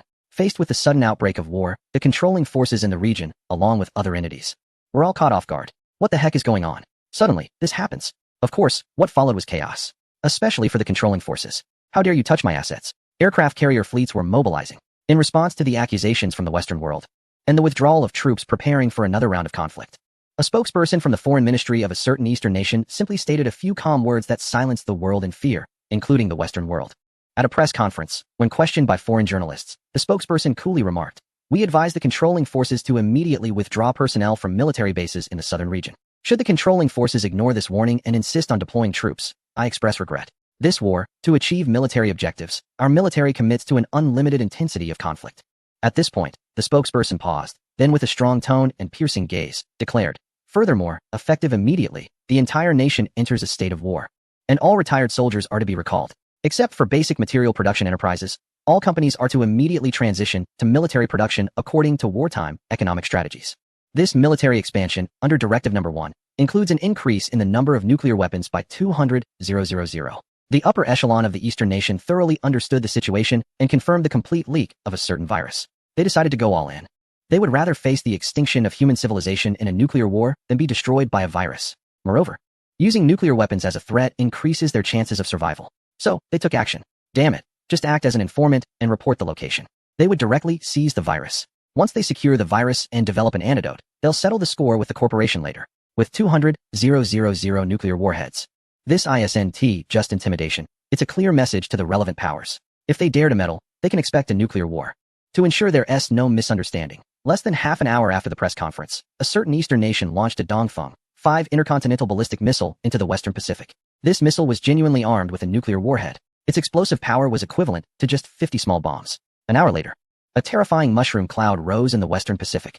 The ionizing radiation left everyone in silence. The whole world knew. This time, the Eastern nation was serious. Had they suddenly gone mad? Even the northern neighbor was taken aback. I can just shout casually, but you actually went through with it. Even the relevant powers were stunned. Where do you see a war that starts with a nuclear strike? They quickly held back their military forces. After all, this was nuclear warfare. Those in power are not foolish. If a nuclear war were to break out, everyone would be equal under the nuclear warheads. The higher-ups value their lives more. Who would want to hide in a bunker when they can enjoy life now?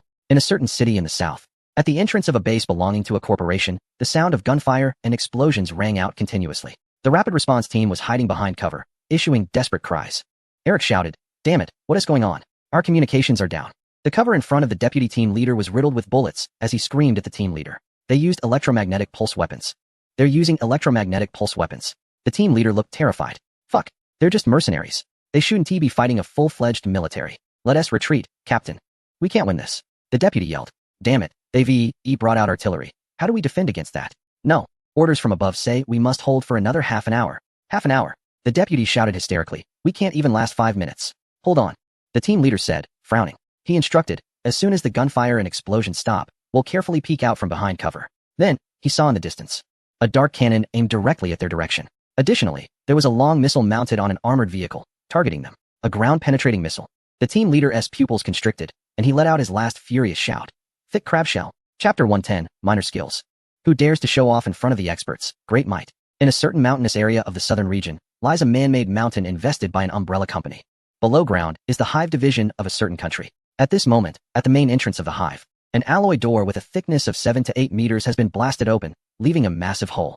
Meanwhile, in the small square in front of the door, remnants of cover, faint traces of blood mist, shattered helmets, and visible smoke all tell the story of the recent battle that took place here.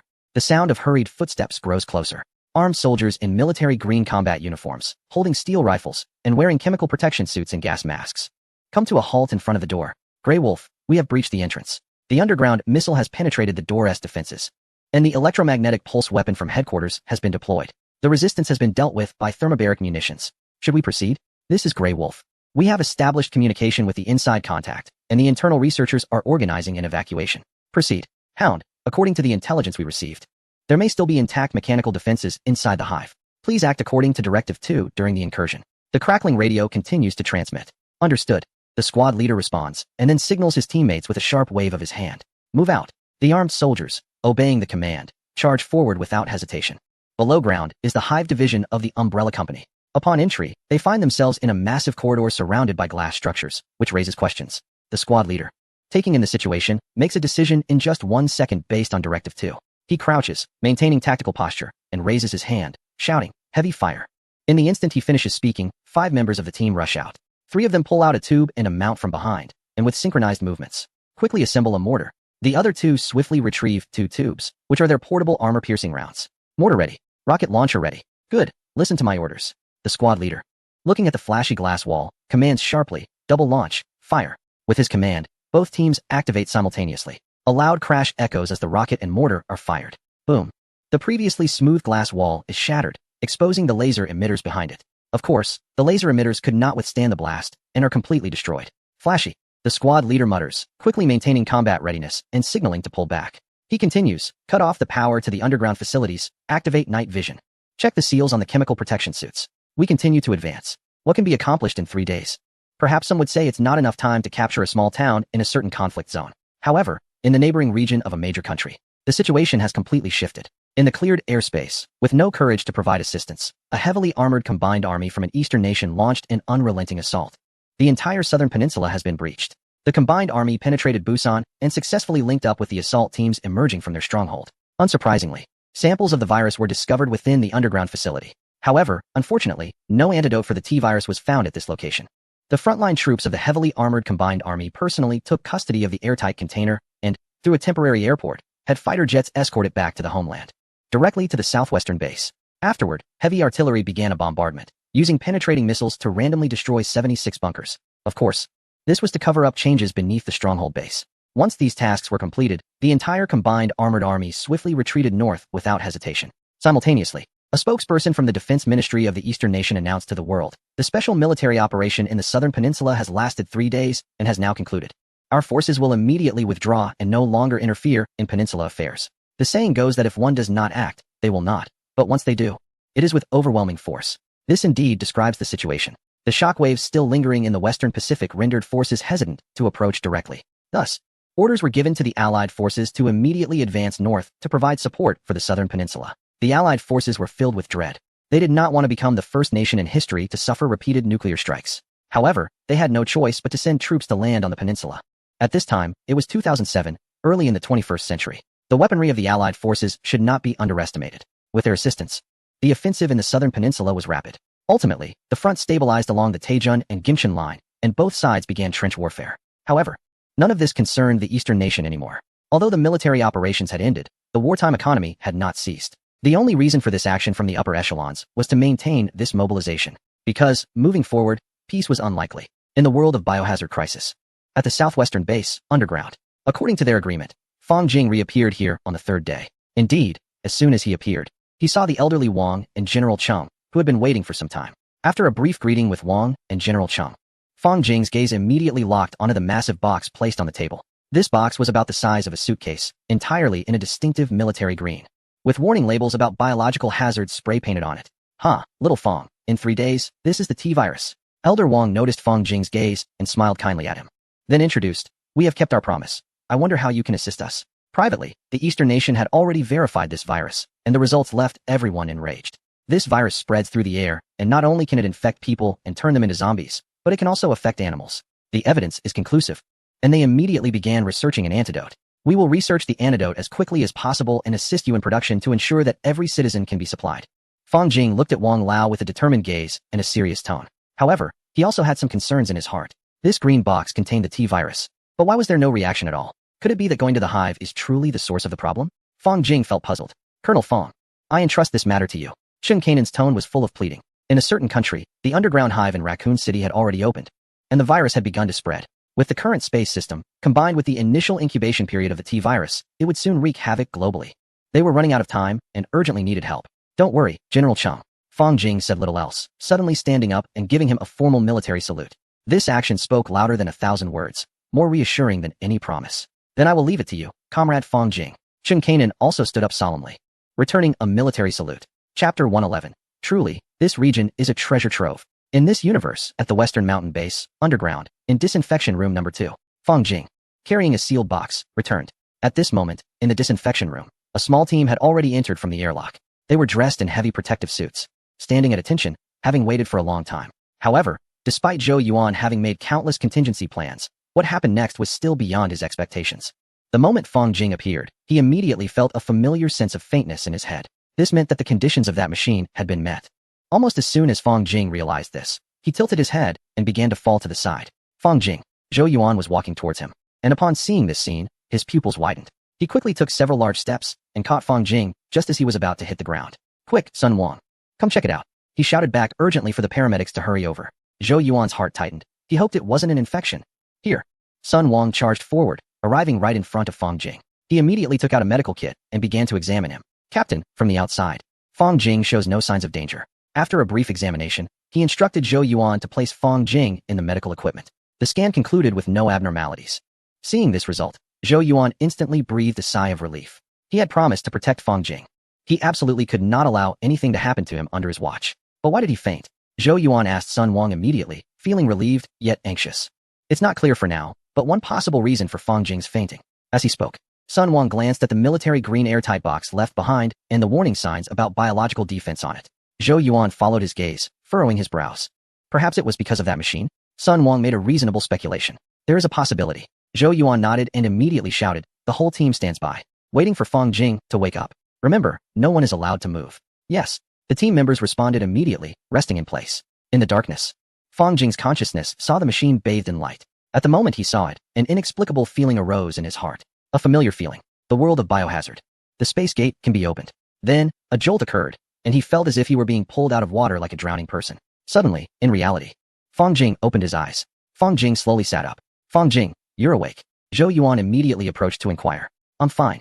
I just fainted right after crossing back." Fang Jing looked at the green gas chamber beside him, and an idea formed in his mind. This should be the source of the story indicated by the machine, but perhaps it needs to be taken to this universe to activate some kind of judgment.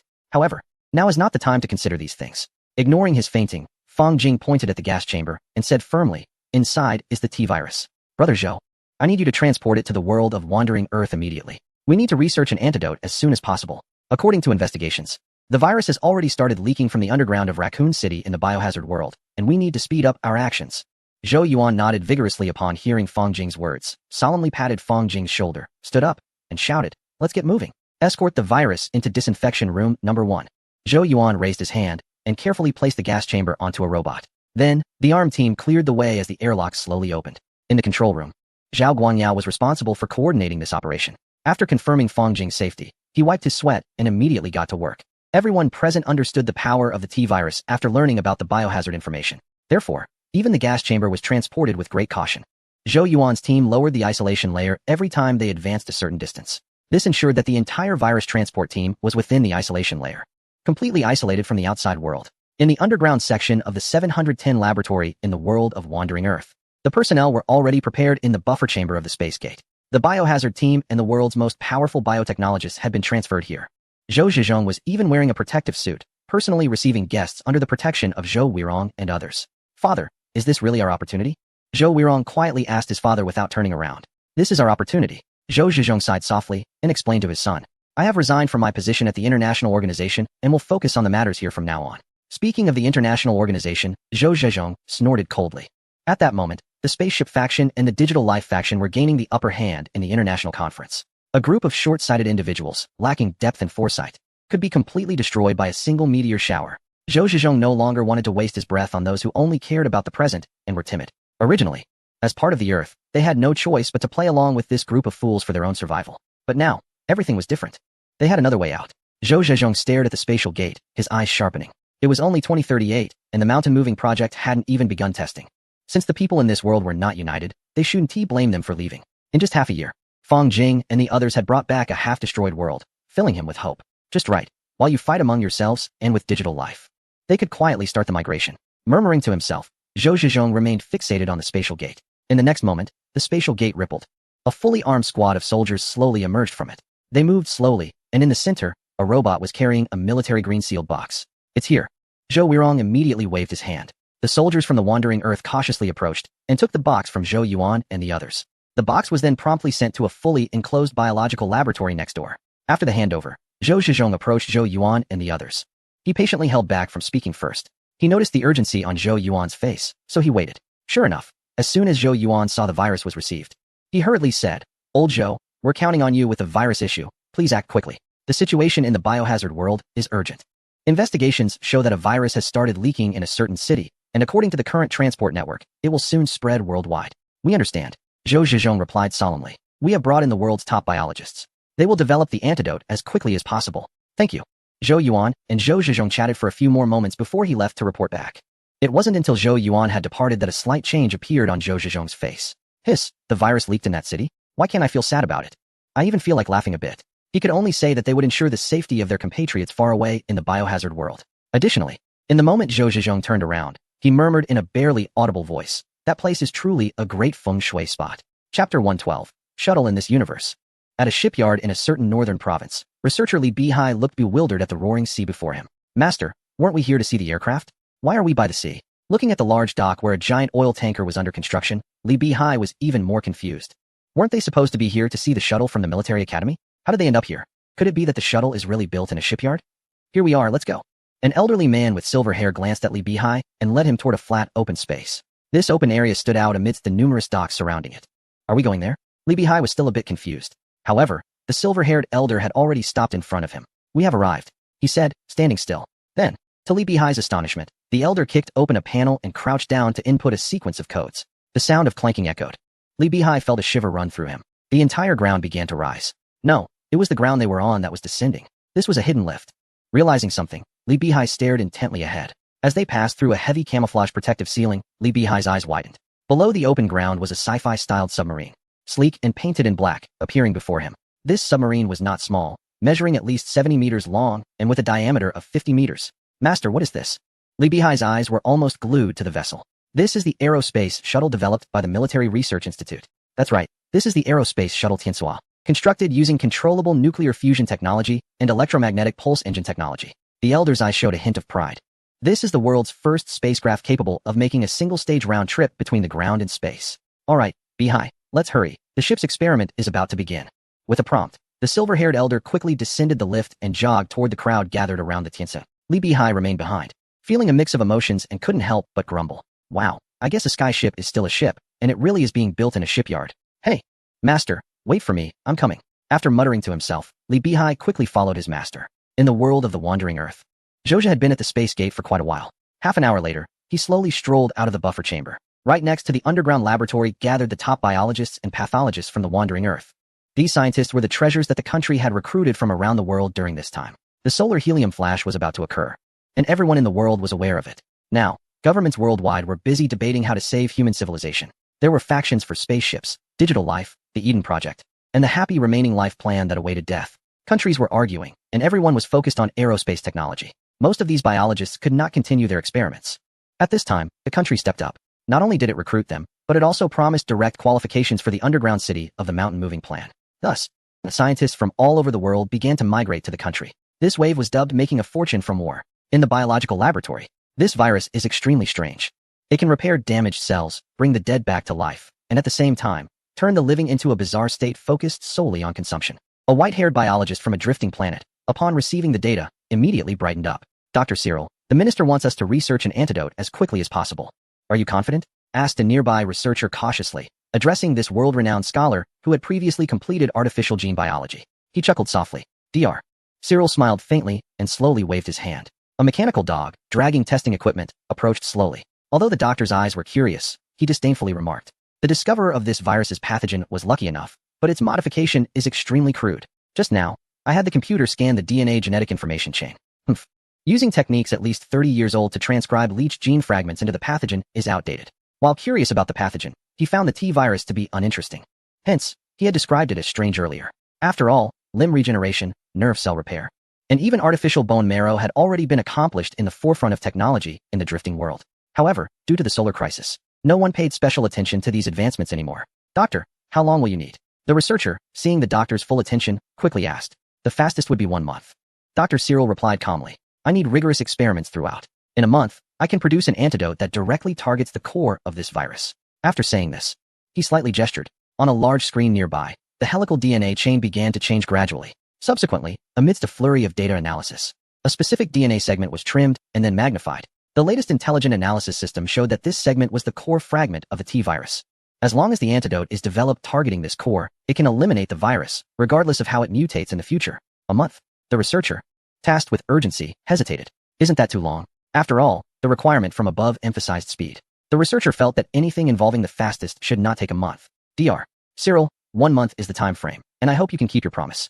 Just as the researcher hesitated, Zhou Zetzi slowly stepped forward. Oh, Zhou, you're here.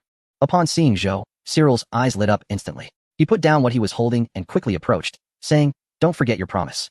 My children will be able to enter the underground city of Huagua. Don't worry, Dr. Cyril, we always deliver on our promises. Zhou nodded lightly. That's good. Then I will immediately begin the experiment. Cyril knew that Zhou was always trustworthy in international affairs. With his assurance, Cyril had no more doubts and immediately called everyone to prepare for the experiment. Zhou also nodded and slowly walked toward the spatial gate. As he walked, he murmured to himself, a month's time. It's time for our comrades in the world of the biohazard crisis to be on high alert for a while. After saying this, a somewhat conflicted smile appeared on his weathered face, but it quickly faded. A month. This was the time given by the renowned scholar from that other world. Sorry, but that place will just have to deal with it. With a faint smile, Zhou soon retracted it and sighed deeply. At least it saves me from making suggestions that weigh on my conscience. Chapter 113. A month's time, just enough to clear some space in this universe. Fang Jing woke up and informed Zhao Guangyao about the ability to open a spatial gate. This news surprised everyone, as it seemed relatively straightforward this time. Almost like a fast pass. Compared to previous tasks, it felt somewhat simpler. However, they would soon realize that the heavily armored synthetic army rampaging across the peninsula made this task anything but easy. It turned out that the people from the Biohazard Crisis world had made a move. Xiao Fang, the expert from over there, estimated that the antidote would take a month to produce, Zhou Lao stated. You need to relay the information about the time and spatial gate. Zhao Guangyao's voice came through the broadcast. A month? Fang Jing frowned. A month felt rather long to him. Within that time frame, the virus could potentially spread from the southern region to the northern region, and then to the eastern country. Although the chances were slim, it was not impossible. Let us not forget, the virus in the biohazard world can infect animals. This conclusion came from the most authoritative virologist of the wandering earth. Biological experiments need to be rigorous and scientific. Some steps cannot be rushed. Noticing Fang Jing's concerns, Zhao Guangyao said helplessly, the data on the T-virus has already been transmitted to this universe. Our biologists say that to crack it, we need to aim for at least a year. A year? If it really takes a year, the zombies in the biohazard world will have learned to dig holes. Building a protective wall would be pointless. Fang Jing's mouth twitched. This gap in technological levels was evident. The wandering earth needed a month, while this universe required a whole year, and even more, a year. And all the flowers would have wilted, unless we can obtain the antidote that already exists. At this moment, Zhao Guangyao suddenly implied something and reminded Fang Jing. Don't forget, there's an antidote that solves all problems at the bottom level of the Raccoon City Hive. Now that the spatial gate is open, perhaps we can directly retrieve that antidote at the right time. I understand, now is definitely not the time. Fang Jing nodded thoughtfully. Currently, the situation in the biohazard world was still intact. However, in half a month, things would change, and that would be the best opportunity to act. Brother Zhao, I'll inform the biohazard world about the antidote and spatial gate. As long as you understand my meaning, it's more economical and satisfying to strike when they are down. Zhao Guangyao's lips curled into a smile, his eyes sparkling with excitement as he nodded and said, it's up to you now. We'll discuss things on our end. At that moment, Zhao Guangyao felt a rush of exhilaration. He never expected to be able to exert remote control and use different methods to tackle issues in a foreign world. Damn, what a wonderful feeling. In the world of biohazards, Wang Lao felt a bit anxious with Fang Jing's arrival. He was afraid of hearing a time frame that they couldn't accept. Therefore, from the moment Fang Jing appeared, he and General Cheng Kanan had been closely watching him, their eyes filled with anticipation. A month's time. Given the urgency of the situation, Fang Jing didn't keep them in suspense and spoke directly. Wang Lao, you need to be on high alert for a month. Within that month, we will find a way to produce the antidote and then help you establish a production line. Upon hearing this time frame, both Wang Lao and General Cheng let out a heavy sigh of relief. This time was completely acceptable. Thank you, Xiao Fang. Wang Lao's eyes were filled with gratitude. This was a matter of life and death for their entire nation. Comrade Fang Jing, your assistance to us will never be forgotten. Cheng Kanan solemnly saluted. That's the least I can do, Fang Jing replied with a faint smile, returning the salute and adding with a slight grin, Wang Lao, General Cheng, after all, we are comrades. Ha ha ha. Yes, we are comrades. Wang Lao and Cheng Kanan laughed heartily, their eyes now filled with recognition and affirmation. Additionally, there is something else that requires your immediate preparation, Fang Jing continued with a few chuckles, saying softly, Wang Lao.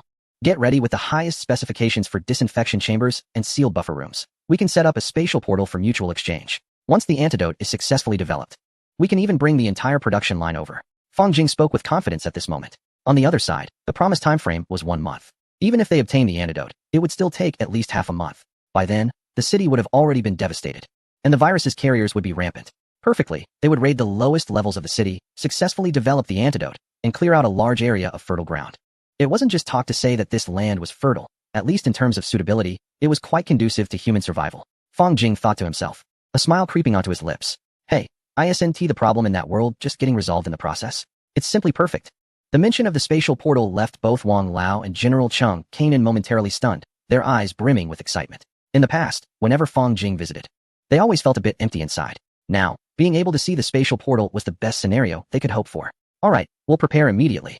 After saying that, Wang Lao seemed to remember something and took out a small box from behind him, handing it to Fang Jing. Under Fang Jing's puzzled gaze, he stated directly, this is a flower from the sun ladder collected by our comrades in Africa. It has been confirmed to contain the ancestral virus, and we hope it will assist in cracking the antidote. During this time, the world of the biohazard crisis was also busy. Once the plot was obtained, who could sit still? The elder Wang quickly memorized it in a day and then sent people directly to Africa. The progenitor virus? Fang Jing was stunned and then solemnly took the small box. Inside it contained not only the progenitor virus, but also the indomitable spirit of the nation in the biohazard crisis world. This progenitor virus would definitely be helpful. Saying this, Fang Jing returned to the topic seriously and reminded, but the main reliance must still be on you. We understand, Elder Wang nodded slowly. Knowing well the principle that one must strengthen oneself to forge iron. I will prepare the buffer room and disinfection room, as well as the security space doors. 3 days. Give us 3 days. General Chen Kainan made a guarantee and immediately went to prepare. Fang Jing then took the progenitor virus back and entered the disinfection room, specifically designed for him as a quarantine activity area. He took off his exoskeleton armor and had a robot pour him a cup of nutrient drink. Fang Jing rarely settled into the sofa and gradually fell into a dream. In the control room, Zhao Guangyao saw this scene and chuckled, saying, "This kid even forgot to adjust the temperature." After saying this, he shook his head and set the quarantine activity area's temperature to a suitable level. Once this was done, he turned to Elder Zhu and said, "Elder Zhu, are we really going to do this? At least half a month of time. According to our expert group's calculations, the virus from the biohazard crisis world is enough to infect the entire region." Elder Zhu's eyes flashed with a hint of ruthlessness, but also a trace of softness, and he said solemnly, "Since it has come to this, we might as well do a good deed and fully assist the world of the wandering earth in relocating. What we give them will surely be returned in kind. I believe this return is sufficient." After saying this, Elder Zhu chuckled lightly and said, "It's lively when there's mutual exchange. If we only seek to take, it will only lead to enmity." Thus, it was decided to pull out the items, prepare them, and act immediately. Chapter 114. Detecting nuclear fission strike in transit. In the biohazard crisis world, the entire Eastern nation, under the bewildered gaze of various countries, continued to act according to its own principles. This left the other nations and their allies dumbfounded. What's going on? They didn't dare to ask or take action. With a population of 1.3 billion, everyone was mobilized. They either joined military production, became militia, or enlisted directly. The terrifying scale of mobilization made anyone think twice about provoking them. In the southeast, in a certain province near the border mountains, which belonged to the Eastern nation, the populace had been fully relocated by the military. Lu Shi, a colonel in the army tasked with the relocation orders, reported that, according to the data center summary, all households at the border had been relocated, and the household registration verification showed no omissions. In the command vehicle, the communicator reported the situation loudly. "Very good." Lu Shi nodded firmly. After confirming the data multiple times, he sent back the order of "Mission completed" to headquarters. Beep, beep, beep. The sound of the radio transmission kept ringing. The headquarters immediately responded. But what? After deciphering the code, the information officer stood up in shock. His tone was filled with disbelief. "What happened?" Lu Shi frowned, quickly stepping up to him, snatching the paper, and looking down. "Command headquarters dispatch. Order Lu Shi's troops to immediately mobilize and evacuate from the southern border, expected within 4 hours. The 2nd Artillery will launch tactical nuclear strikes targeting location XXXX. Please ensure the evacuated troops are at least 200 miles away from the target." Tactical nuclear strike? What is going on? Lu Shi now displayed the same expression as the information officer. What the heck? Lu Shi suddenly looked up, grabbed the radio, and shouted to the entire army. "Everyone, listen up, get in the vehicles immediately. Count heads, we are leaving and returning to the military district." After speaking, Lu Shi hurried back to his seat. Meanwhile, he was also deeply shaken inside. What on earth is going on up there? How did it come to tactical nuclear strikes?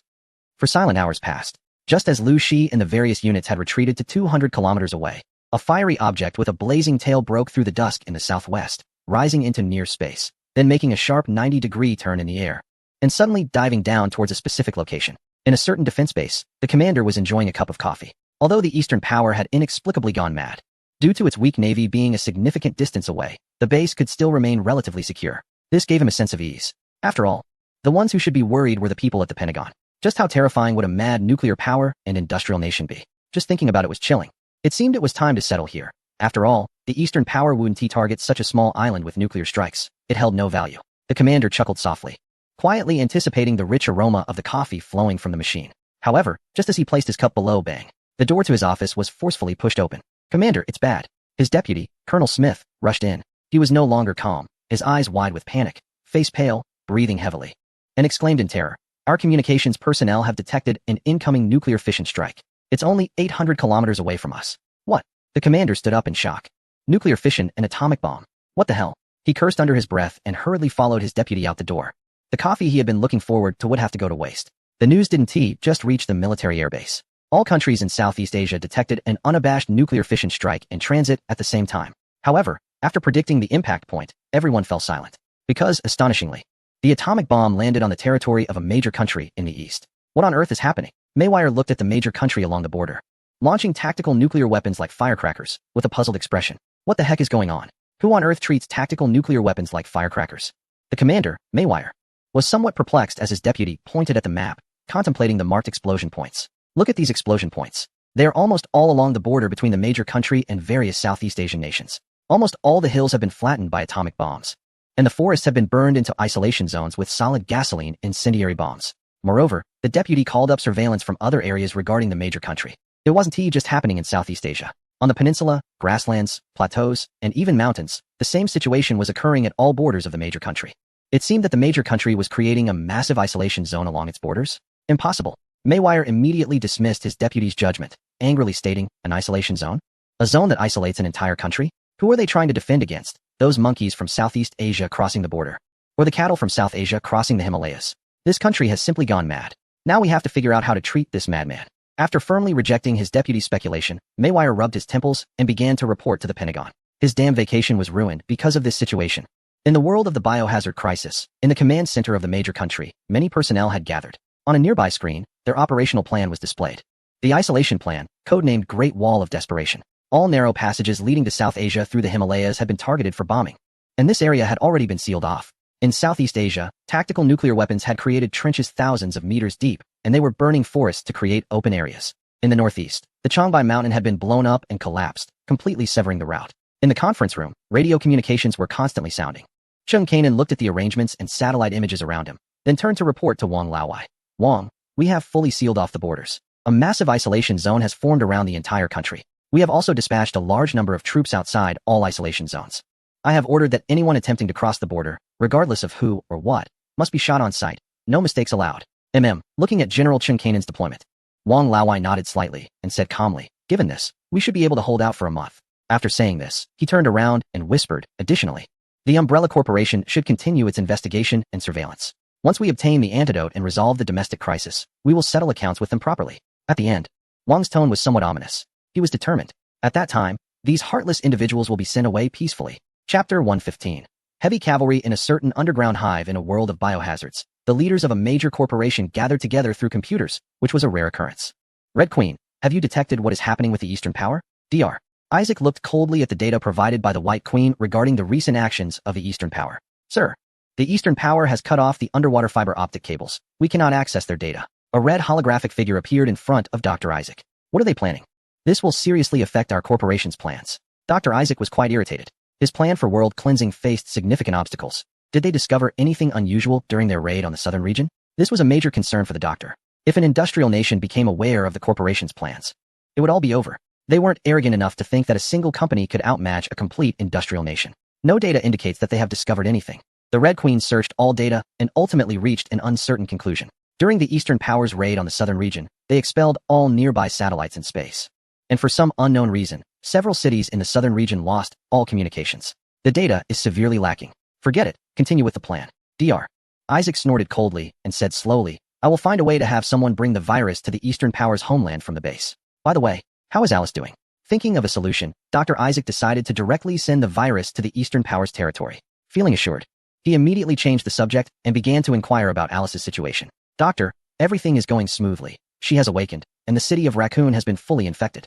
The emotionless mechanical voice of the Red Queen slowly transmitted. Good, the plan continues. In this universe, at a certain shipyard, during the night, the surrounding citizens suddenly saw a strange blue light. Moreover, more strangely, all cameras were interfered with, and the screens turned into a blur. No photos could be taken. What is happening? Lu Hai, who was taking pictures of his cat, stared blankly at his phone screen, which was completely distorted. He hurriedly shared this strange occurrence with his group friends. Xiaozhou, is your phone broken? Goodbye, go get a new phone. Xiao, this model has never had that problem. Talk to customer service. While his clueless friends were suggesting solutions, Lu Hai was dumbfounded. His jaw dropped wide enough to fit an apple. What did he see? In the distance, a strange blue light suddenly rose from the shipyard. Then, the light shot up into the sky, disappearing in an instant. During this time, the entire sky appeared as bright as day. What was that, a rocket? But the tail flame emitted by a rocket would definitely not be this color. Moreover, this is a shipyard. It's not a rocket launch base. Even if it's a rocket, what sense does it make to launch it from a shipyard? Realizing something, Lu Hai hurriedly rushed to the balcony. He saw it. Across from their residential building, that originally very conspicuous flat land at the shipyard now seemed to open up like a secret base, revealing the structure inside. It turned out to be an underground construction factory connected to the dock. That blue light just now came from here. Lu Hai was sure he hadn't seen it wrong. It was right there. After saying this, he excitedly posted in the group. You might not believe it, but our shipyard is actually making spaceships. I just saw the blue tail flame of a spaceship. Xiaozhou, feeling tired, responded. You young people need to exercise moderation. Dabai added, exactly, this is ridiculous. Xiao Yu remarked. Brother Lu must be drunk. Haha, a shipyard making spaceships. What kind of modern joke is this? Lu Hai looked at the reactions in the group and suddenly realized. No wonder he couldn't take a picture. If this news got out without photos, who would believe it? Goodness, this is like playing experiments under the cover of darkness. 3 days passed in the blink of an eye. At the underground section of the West Mountain Base, Fong Jing had taken 3 days off, watching various movies in the isolation activity area. Indeed, after staying in the military for so long, he couldn't relax. Looking at the quilt in front of him, which he had unconsciously folded into a square, Fong Jing couldn't help but laugh a couple of times. Xiao Fong. We are ready over here. Zhou Yuan's voice came through the communicator. Fong Jing instantly snapped back to reality, turned his head, and replied, Brother Zhou, I'm coming. Then, he turned off the lights in the isolation activity area and stepped outside. In the disinfection room's buffer zone, Zhou Yuan and the team members were already prepared. This time, due to the biological and chemical hazards in the world of the biohazard crisis, the instruction given by Old Zhu was that the entire area around the new disinfection room could only be entered but not exited. Moreover, even if one entered, they had to go through a complex airlock procedure. This was a necessary measure to ensure that the T-virus would not leak into this universe. Therefore, the team guarding the spatial gate to the biohazard crisis world was Zhou Yuan's team. As Fong Jing walked out of the isolation activity pod, his eyes widened immediately. He saw something. In the distance, a 6-meter tall, over 4-meter wide, entirely pitch-black heavy robot, reflecting a sharp metallic luster, was standing next to Zhou Yuan and the others, who were fully armed. What is this? Fong Jing's mouth dropped open in shock at the sight of the robot, which had strong lines and a heavy industrial artistic style. Xiao Fong. Zhou Yuan turned around, the corner of his mouth lifting, and with a powerful punch from his exoskeleton, he struck the leg of the giant beside them. The crisp sound of ding echoed throughout the disinfection room. Facing the full force of the exoskeleton armor, the robot's leg armor showed no signs of damage whatsoever. Then, Zhou Yuan's cheerful voice came through as he grandly introduced. This is the heavy armored cavalry created with the help of the Wandering World, utilizing small nuclear fusion batteries, enhanced protection, and mechanical control technology. The external armor of the heavy cavalry is a new material produced by the Wandering World, which utilizes high-pressure magnetic fields from fusion to alter atomic distribution. All of its armor plates can withstand continuous bombardment from 150 mm armor-piercing shells, with a penetration resistance depth reaching 2,000 mm, far exceeding all current tanks. When driving the heavy cavalry, the probability of dying from shock due to a damaged buffer device is significantly higher than that of being pierced by shells. Unfortunately, we still do not fully understand the technology involved and can only rely on the Wandering World for production. As Zhou Yuan spoke, the brilliance in his eyes became exceptionally dazzling. He looked at this machine, which could easily be called a mech, with nothing but affection, as if gazing at a beloved. He even imagined himself wearing this heavy armored exoskeleton, envisioning himself dominating the battlefield. Chapter 116. Orbital Paratrooper Zhou Yuan is online. In this universe, at the West Mountain Base. Underground. Fong Jing looked up, completely mesmerized. On this heavy cavalry, he even saw the maneuvering thrusters at the back. He was extremely familiar with these. Wasn't that the electromagnetic pulse engine? He had even helped his internship mentor, Zhang Xueping, study this thing. Suddenly, Fong Jing realized that the heavy cavalry armor, which looked as cumbersome as a tank, surely had flexibility that was not so simple. Assuming that during this period, the thrust of the electromagnetic pulse engine had not increased and remained at 18 tons, with 4 in a group, totaling 4 groups. Minus the weight of each being 4 tons, the total thrust here would be 224 tons. Fong Jing, having drawn this conclusion, was directly stunned. In other words, this thing could actually fly, and at a considerable speed. Imagine on the battlefield, suddenly a tank capable of supersonic flight burst onto the scene. This would be a nightmare for enemies. Brother Zhou, when was this thing produced? Fong Jing was now excited and flushed. This thing, wow, the designer really understands me. Haha, it was our expert group's suggestion. Our squad needs to operate in unfamiliar environments, especially you, as traversing new worlds will present various situations. So we decided to develop a highly protective, full-armor heavy exoskeleton. After Zhou Yuan finished speaking, he suddenly squinted, looking warily at Fong Jing, stepping forward to block his line of sight, and said, Hey, we agreed that this one is mine. Your one is still in the airlock for quarantine. Zhou Yuan's current state was completely that of a protective old bull. All right, let Brother Zhou have it, Fong Jing said nonchalantly. He wasn't really a combat personnel anyway. There was no rush, and he treated it as showing respect to the elders. Hee. Zhou Yuan grinned widely, very satisfied and pleased. By the way, Brother Zhou, why don't you try it on? Fong Jing noticed that Zhou Yuan didn't put it on directly and felt a bit puzzled. Not now. The other side has already contacted us, and the situation isn't urgent. Zhou Yuan still needs to negotiate with the armed personnel on the other side. And the heavy cavalry is too large. Don't worry, besides wearing it, the heavy cavalry also has an automatic system that I can control remotely. As he spoke, the heavy cavalry, which had been standing still, suddenly took a couple of steps forward. It can still be controlled remotely. Fong Jing clicked his tongue. Brother Zhou is really enjoying this. Ha, there's even more to enjoy. Zhou Yuan reluctantly stared at the heavy cavalry and grinned at the nearby buffer airlock, saying to Fang Jing, "The higher-ups have decided that in half a month, depending on the specific situation, we'll raid the hive base in Raccoon City to obtain the final antidote." Raid Raccoon City? Fang Jing was slightly taken aback. In half a month, the T-virus should have spread, and the situation over there will probably be chaotic, which presents an opportunity. But, Brother Zhou, how do we carry out the raid? Hehe. Do you see this big guy? Zhou Yuan pointed at the heavy cavalry and exaggeratedly said, "You know about the shuttle, right?" "I know. I've heard my instructor talk about it. It's a spacecraft powered by a controllable nuclear fusion core and an electromagnetic pulse engine." Fang Jing certainly knew about the shuttle. But why was Zhou Yuan bringing it up now? Suddenly, Fang Jing realized and exclaimed, "So, we're going to use the shuttle?" "Exactly. The action team said it will be a combination of orbital descent and airdrop." Zhou Yuan chuckled, looking quite pleased. "At that time, I'll pilot the heavy cavalry, and the shuttle will drop us directly from low Earth orbit. Then we'll coordinate with the airborne troops to take down the hive." Orbital airdrop. Is it that thrilling? Fang Jing's eyes widened. Even as a radical, he felt that this plan was quite bold and aggressive. Moreover, it sounds incredibly exciting. Hehe. Just wait and see how I smash the shell of the Umbrella Corporation. Zhou Yuan's eyes sparkled with excitement when talking about this mission. What about the shuttle? Fang Jing asked in shock.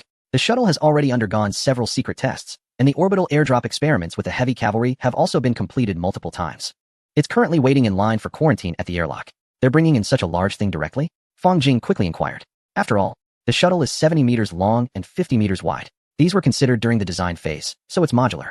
Once the experiments are done, it can be disassembled and transported in modules, which are designed according to the dimensions of the spatial gate. Zhou Yuan shrugged and explained. The expert team is not to be underestimated. They had planned this well in advance. This is just unbelievable. Fang Jing imagined that scene and felt his blood racing, extremely excited. Orbital space. Reinforcements are breaking through the atmosphere one by one. Awesome. After chatting with Zhou Yuan for a while, Fang Jing felt it was about time and prepared to make the jump. After confirming the locations of the disinfection room and buffer room in the bioweapon world, they immediately returned to their universe to set up the space portal. As before, a spherical portal, as dark as the universe, adorned with shimmering star clusters and flowing silver light, suddenly appeared at the designated spot. The space portal to the bioweapon world was officially opened. The portal is open. Everyone, enter with me. Zhou Yuan nodded to Fang Jing, and then, together with Fang Jing, stepped into the portal first. Behind them, the heavy cavalry and team members quickly followed. The spherical portal rippled like water, sending out waves before calming down. In the bioweapon world, Wang Lao and General Chen Kanan looked at the suddenly appeared dark and deep portal at the marked location, their hearts racing. Is this the space portal? They then saw Fang Jing and his team walking out from the portal. General Cheng's eyes widened, fixating on the tall robot. Its sci-fi design, heavy armor, and fluid movements, along with its noticeably large gun barrel, left no doubt that it was a formidable weapon from another world. "Welcome, Comrade Fang Jing, what is this?" Wang Lao was the first to react, smiling as he approached. "Wang Lao, General Cheng, the portal has been opened. Next, we will help you obtain the ultimate antidote from the lowest level of the Umbrella Corporation's hive base in Raccoon City." Fang Jing stated directly, turning to Zhou Yuan to introduce their operational team. "We will assemble the equipment and complete the deployment within half a month. What assistance do you need from us?" Upon hearing this, General Cheng's expression became serious as he exchanged glances with Wang Lao and immediately inquired, "Air delivery. I need General Cheng to utilize long-range delivery to transport our soldiers to Raccoon City." As soon as Fang Jing finished speaking, General Cheng's face turned slightly awkward as he looked at the towering 6-meter robot. This thing was beyond their current transport capabilities. "Haha, General Cheng, don't worry about it. This thing doesn't need your help." Fang Jing smiled slightly, explaining calmly, "It has its own transport vehicle. You just need to transport our soldiers." Chapter 117. Smuggler in the bioweapon world. Half a month passed in the blink of an eye. During this time, news concerning the situation in Raccoon City never ceased. First, it was reported that a terrifying virus had broken out in Raccoon City. However, the news suggested that it was a violent incident involving certain groups. Eventually, it escalated to the point where the Umbrella Corporation, in conjunction with the government, planned to nuclear bomb Raccoon City. With nuclear bombs being mentioned, even the most oblivious individuals should have realized the seriousness of the incident. However, due to the federal government's strong control over the media, such a significant event was suppressed. At that time, social media and self-media were not very developed, and most people lived in a huge information cocoon relying on traditional news media. Everyone thought the situation was over, the crisis resolved, until the virus appeared in a certain northern region, in its capital, and spread across the nation. It even surfaced among local military forces, in Europe, and in neighboring regions struggling to survive. Instantly, the world was plunged into a fear of a zombie virus. What was even more alarming was that the spread of this virus exceeded everyone's expectations, especially in the country of origin. Within just half a month, the entire national system was nearly paralyzed. In a certain area of East Asia, a small boat cautiously approached the coastline of a certain large eastern nation under the cover of night. On board was a smuggler, whose goal was to safely transport several illegal immigrants to the shore. However, he was on high alert due to one very peculiar white passenger. This passenger, perhaps due to his skin, appeared extremely pale, and he carried a strange little canvas bag. The bag contained no money, only some odd trinkets. Don't ask how the smuggler knew there was no money. After all, he was a smuggler, and not throwing these immigrants overboard was already a sign of his conscience. As long as it wasn't money or weapons, he couldn't be bothered. We're almost there. Prepare your life jackets. Take advantage of the waves for a chance to get through. The smuggler shouted to the immigrants in the cabin. He then stopped the boat. Inside the cabin, chaos erupted as the immigrants began to shout. What's going on? Didn't you say you would take us ashore? Wearing life jackets at night in the water, that's a death sentence. We paid to be brought to shore. Shut up. The smuggler, hearing the growing dissent, raised his hand and fired a shot. The scene instantly fell silent. Get off the boat. If you keep making noise, you won't get life jackets, and I'll throw you overboard. He yelled, his eyes wide with anger. As if he were ready to eat someone alive. Damn it, if you don't keep your word, you'll be punished. We need to get off the boat. What if he really starts shooting? I can't swim. The noise continued, but in the vast silence of the sea, it was not very noticeable. However, in the sky, there were already eyes fixated on the small boat. This is a patrol unit. We have spotted a suspected smuggling vessel. Requesting instructions on how to proceed. Received. You are authorized to engage. The coastal lockdown level is at the highest. No one is allowed to pass. Understood. A helicopter in the distance received the orders and immediately lowered its altitude. The heavy machine guns beside it opened fire without hesitation. The sound of gunfire erupted in the air. The smuggler, hearing the noise, looked up in terror, thinking it was an internal conflict. But the next moment, he was torn apart by the overwhelming gunfire. The gathered immigrants on the boat also met the same fate. After a while, two soldiers in chemical protection suits rappelled down onto a small boat. Hey, there's a Caucasian here. One of them exclaimed. He has a small box in his hand. Let's open it and take a look. What is this? In a certain location in the southwest, at the ground base. The shuttle Tizot had been assembled and was currently undergoing final checks. Thanks to prior considerations from the specialized crew, the robot from this universe easily reassembled the Tizot. Brother Zhou, it's your turn to perform. Fang Jing looked at the massive Tizot, practically drooling. This was the first true spacecraft in a real sense. Don't worry. Zhou Yuan donned his heavy cavalry armor, swung his arms, and chuckled. With this armor, zombies and tyrants are just jokes. I can crush crawlers with one hand. Fang Jing thought about the heavy exoskeleton armor produced by a certain project and wasn't too worried. However, he still warned, be careful of the Umbrella Corporation. No need to worry about them. Just then, an angry voice from Old Wang suddenly came through. Fang Jing turned his head, his eyes locking onto the sealed box that General Cheng was holding behind him. What did Old Wang mean by this? He asked in confusion. The Umbrella Corporation has quite the temperament, Old Wang said with a forced smile, pointing to Chung Kanan beside him. This is something intercepted from a smuggling ship. Guess what's inside? Hearing this question, Fang Jing was taken aback. Smuggling ship, intercepted, Umbrella Corporation. Suddenly, Fang Jing understood. He pointed at the sealed box, his tone filled with anger. Is it the T-virus inside? That's right, the Umbrella Corporation even came here to poison us. Old Wang chuckled darkly, then coldly added. Damn it, they're pushing me too far. This was the second time Old Wang had lost his temper, and this time, he was clearly angrier. He merely smiled coldly, then returned to his usual kind demeanor, pausing before saying, you don't need to worry about the Umbrella Corporation's retaliation. We've hijacked their data center, cracked their data, and obtained their distribution map. Next, to coordinate with your actions, we will. Here, Old Wang almost ground his teeth as he said, knock out their hive base. Alright, then we can act without worries. Zhou Yuan also sneered. The Umbrella Corporation really had some nerve, even bringing their poison right to their doorstep. Xiao Fang, wait for our good news. After giving a few instructions to Old Wang, Zhou Yuan stepped forward, controlling the massive heavy cavalry. Clang, clang, clang. He walked into the Tizot's cabin, connected to the heavy cavalry control system, rechecked, and confirmed. Ready for launch. Entering low Earth orbit, the 70-meter-long Tizot emitted a bluish tail flame and slowly lifted off the ground. It then ascended steadily, eventually disappearing from view. The mission operation has begun. Chapter 1, 18 Monsoon. The last resort. The operation has begun. The bluish tail flame trailed behind the shuttle, slowly disappearing from view. General Cheng immediately bid farewell to Fang Jing. Xiao Fang, your soldiers are already on their way, and they are about to enter the territory. After saying this, he immediately left for the command center. As for Fang Jing's action team, apart from him and Zhou Yuan, they had set off half a day ago. The military aircraft took off from the domestic base, flew to the chaotic region of Alaska, and then headed south directly towards Raccoon City. After careful calculations, the two parties would meet in 45 minutes. Xiao Fang, just wait for me to come back safely. Zhou Yuan's signal crackled on the radio channel before it was interrupted due to the complex electromagnetic environment. Fang Jing, unable to put his mind at ease about Zhou Yuan, chose to stay in place and wait. Xiao Gu, wishing you a triumphant return, he murmured softly, exhaling. He just stared blankly at the sky. Airdrop. What a magnificent sight that must be. Fang Jing tried to imagine how shocking and incredible it would be for those on the ground. Xiao Fang, go to the activity room and take a rest. Wang Lao slowly walked over, chuckling a couple of times and gesturing to lead the way. All right. Fang Jing nodded without hesitation, taking the guard left by Zhou Yuan and following Wang Lao. In Raccoon City, not long ago, there had been a nuclear explosion. The entire city had turned into ruins, but the zombies had not vanished as expected. Those hiding in the corners of the city or the outskirts who later became infected were now gathering towards the center of the city. Therefore, the number of zombies here was still terrifying. Dr. Isaac, at the bottom level of the hive base, quietly watched the Red Queen in front of him. Doctor, our satellite has suffered physical damage, communications have been disrupted, and I have lost control. The Red Queen's voice was mechanical and dutiful. Have you figured out who did it? Isaac frowned, a hint of dissatisfaction flashing in his eyes. Since the plan to cleanse the world began, he had considered himself the god of the new world. Now, the satellite of the Umbrella Corporation had been damaged, which displeased him greatly. Doctor, according to investigation and orbital analysis, it was done by an Eastern power. The Red Queen made a judgment and brought up a photo.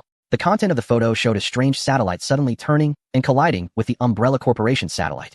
Damn it, they must have discovered something. Dr. Isaac angrily slapped the armrest in front of him. It's them again. How did they notice the anomaly?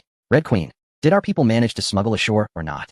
Doctor, I regret to inform you that the answer is no. According to satellite observation, there has been no unrest in the Eastern Powers cities, which does not align with the outbreak of the T-virus. Let the distribution department dispatch planes to spread the virus during the monsoon. This time, I approve them to use 10 units.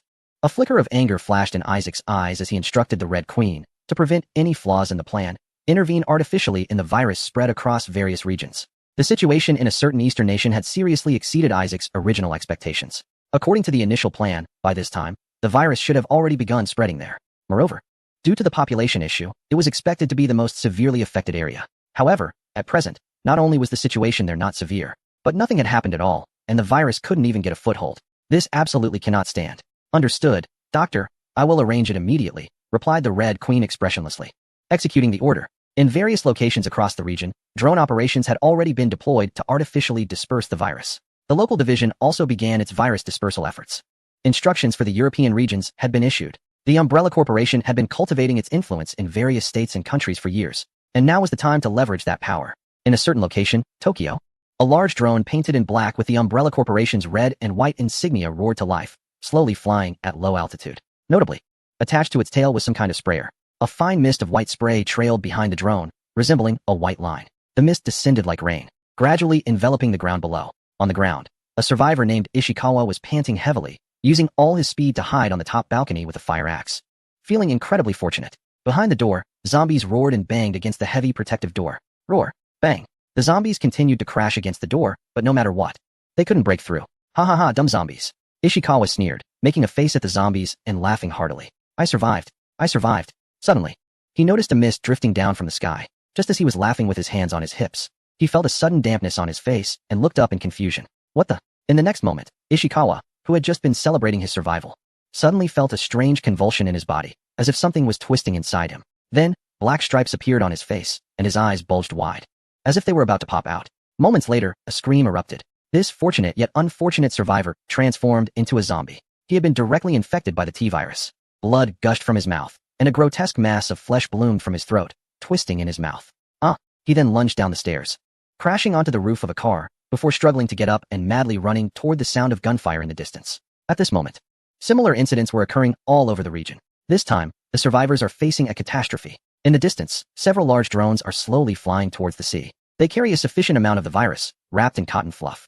Following the summer monsoon, 30% of this fluff will successfully drift to a certain eastern nation. Once animals or humans come into contact with the death virus, it will spread to that continent.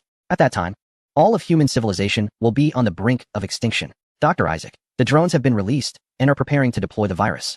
The cold voice of the AI system, known as Red, echoed in the underground hive. Very well, we just need to wait for good news. That place will become a hell on earth. Dr. Isaac smirked slightly, a cold laugh escaping his lips. Even if the entire nation is isolated, so what? I don't believe you can make the monsoon reverse. Ha! Beep, beep, beep. Just as Dr. Isaac was reveling in his triumph, Red's virtual image suddenly lifted its head and spoke urgently in a cold tone. Warning, the hive's subbases in Europe, the nation in question, Africa, the Middle East, and South America are under attack. The depth of this attack has reached the lowest level of the hive, the dormant layer. The shareholders in hibernation across the Umbrella Corporation are under threat. Chapter 119. Single soldier breaks through the atmosphere, loading. What? Dr. Isaac's eyes widened in disbelief.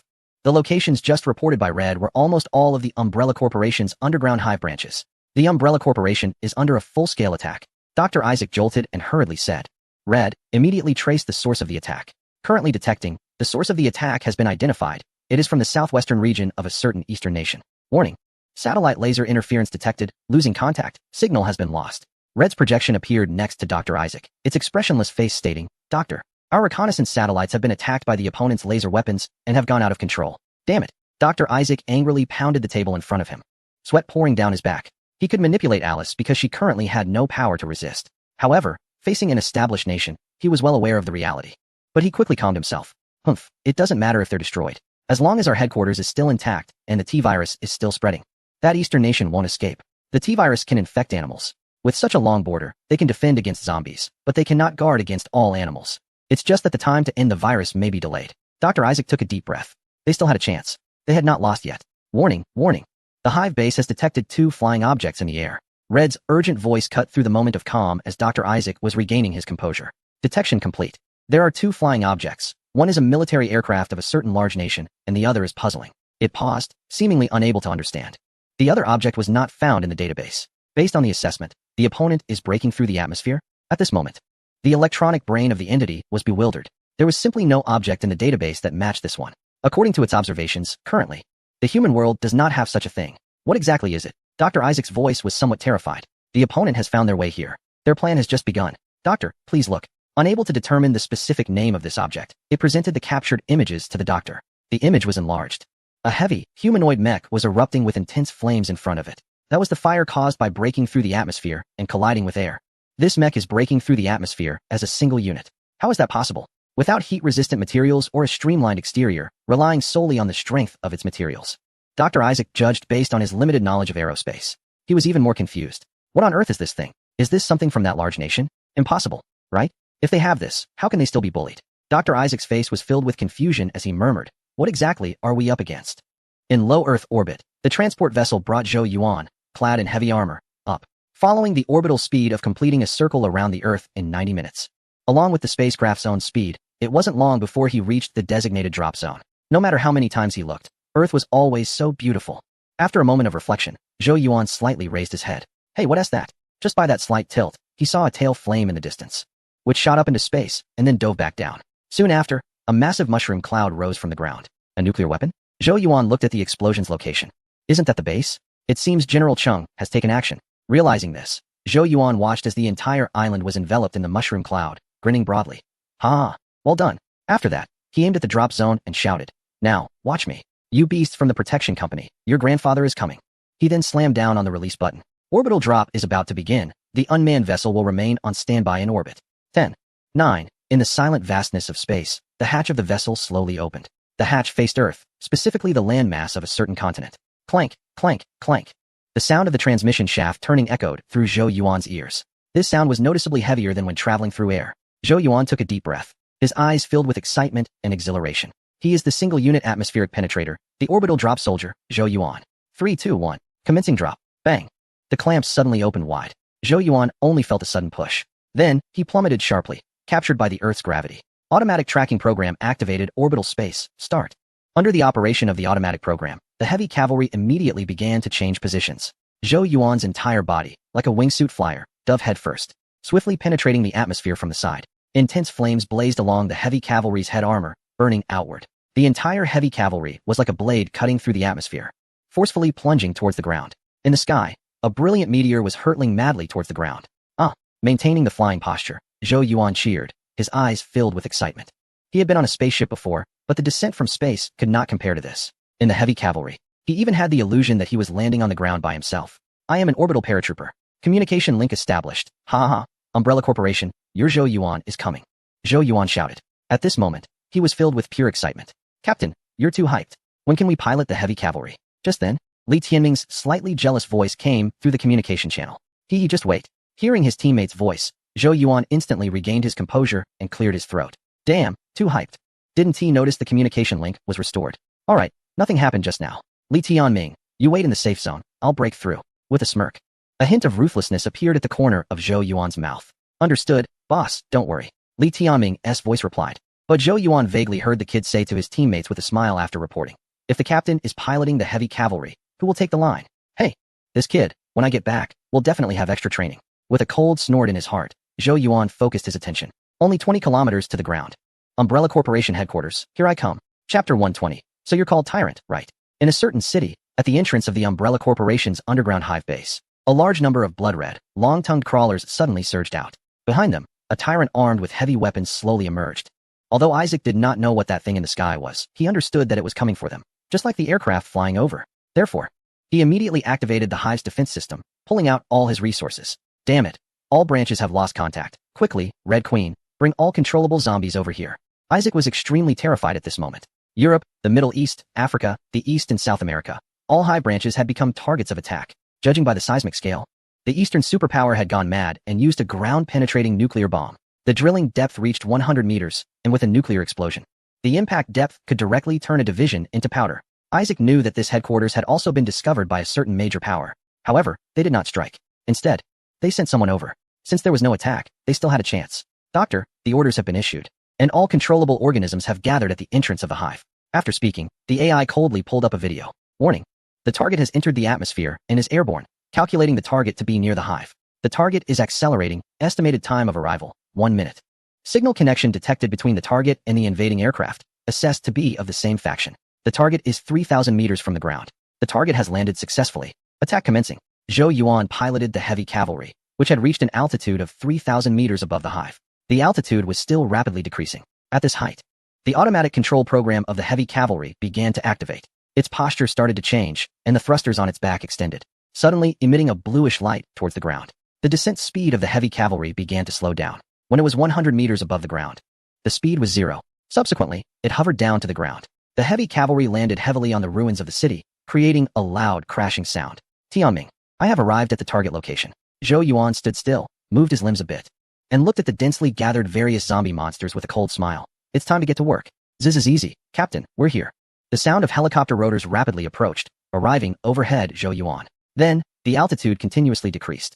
Li Tianming and others, wearing exoskeleton armor, jumped down from above. Everyone, combat alert.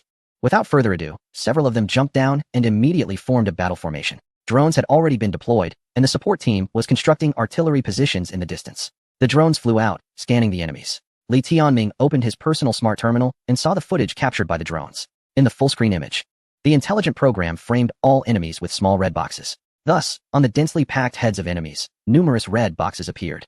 The heavy cavalry gathered at the hive entrance, with over 10,000 zombies, and they also discovered crawlers and tyrants, with the tyrants wielding heavy weapons. The heavy cavalry understood that the artillery positions were ready, and they would cover from the back, paying attention to the crawlers. Zhou Yuan calmly commanded, coordinate correction, target 3, 5, 3, distance 27, high explosive, proximity fuse, 1 base. Position received, direction 171, scale 225, elevation angle 12, fire a test shot. From the distant position, a loud rumble echoed. Then, within the zombie horde, a blood flower erupted. The metal fragments from the high explosive artillery directly tore the nearby zombies into a mist of blood. Adjust left by 2, high explosive loaded, fuse 30, free fire, artillery coverage. Received. In the rear artillery position, Zhou Yuan's teammates immediately began their operation. In an instant, a series of dull rumbling sounds erupted. Bang, bang, bang, bang, boom, boom, boom, boom. The dense sound of artillery made the ground tremble. The previously tight mass of thousands of zombies fell down like cut wheat. No, they didn't just fall. They were directly blown into a mist of blood. The zombies near the explosion craters were also pierced by metal shrapnel, turning them into a honeycomb. TSK. Not very effective. Zhou Yuan clicked his tongue and chuckled. Just give me an artillery battalion, an armored battalion, and sufficient logistics, and I could kill as many as I want. Zombies, after all, are just flesh and blood. Facing the king of war, artillery, is like an egg hitting a rock. There's no chance of winning. Unfortunately, this time, the assault didn't have many shells. Soon, the sounds of artillery ceased. All right, it's time for our assault. Zhou Yuan's voice was serious. Understood. With that, Zhou Yuan drove his heavy cavalry, and the engine roared to life. In an instant, he charged toward the horde of zombies. Keep up, everyone. After the artillery cleared the way, the assault officially began. Outside the hive entrance, Zhou Yuan was in a frenzy of slaughter. With his heavy armor, he was like a wolf among sheep in the horde of zombies. As he charged through, the zombies in his path were directly smashed to pieces. The thrust of the engine allowed him to plow through the horde without issue.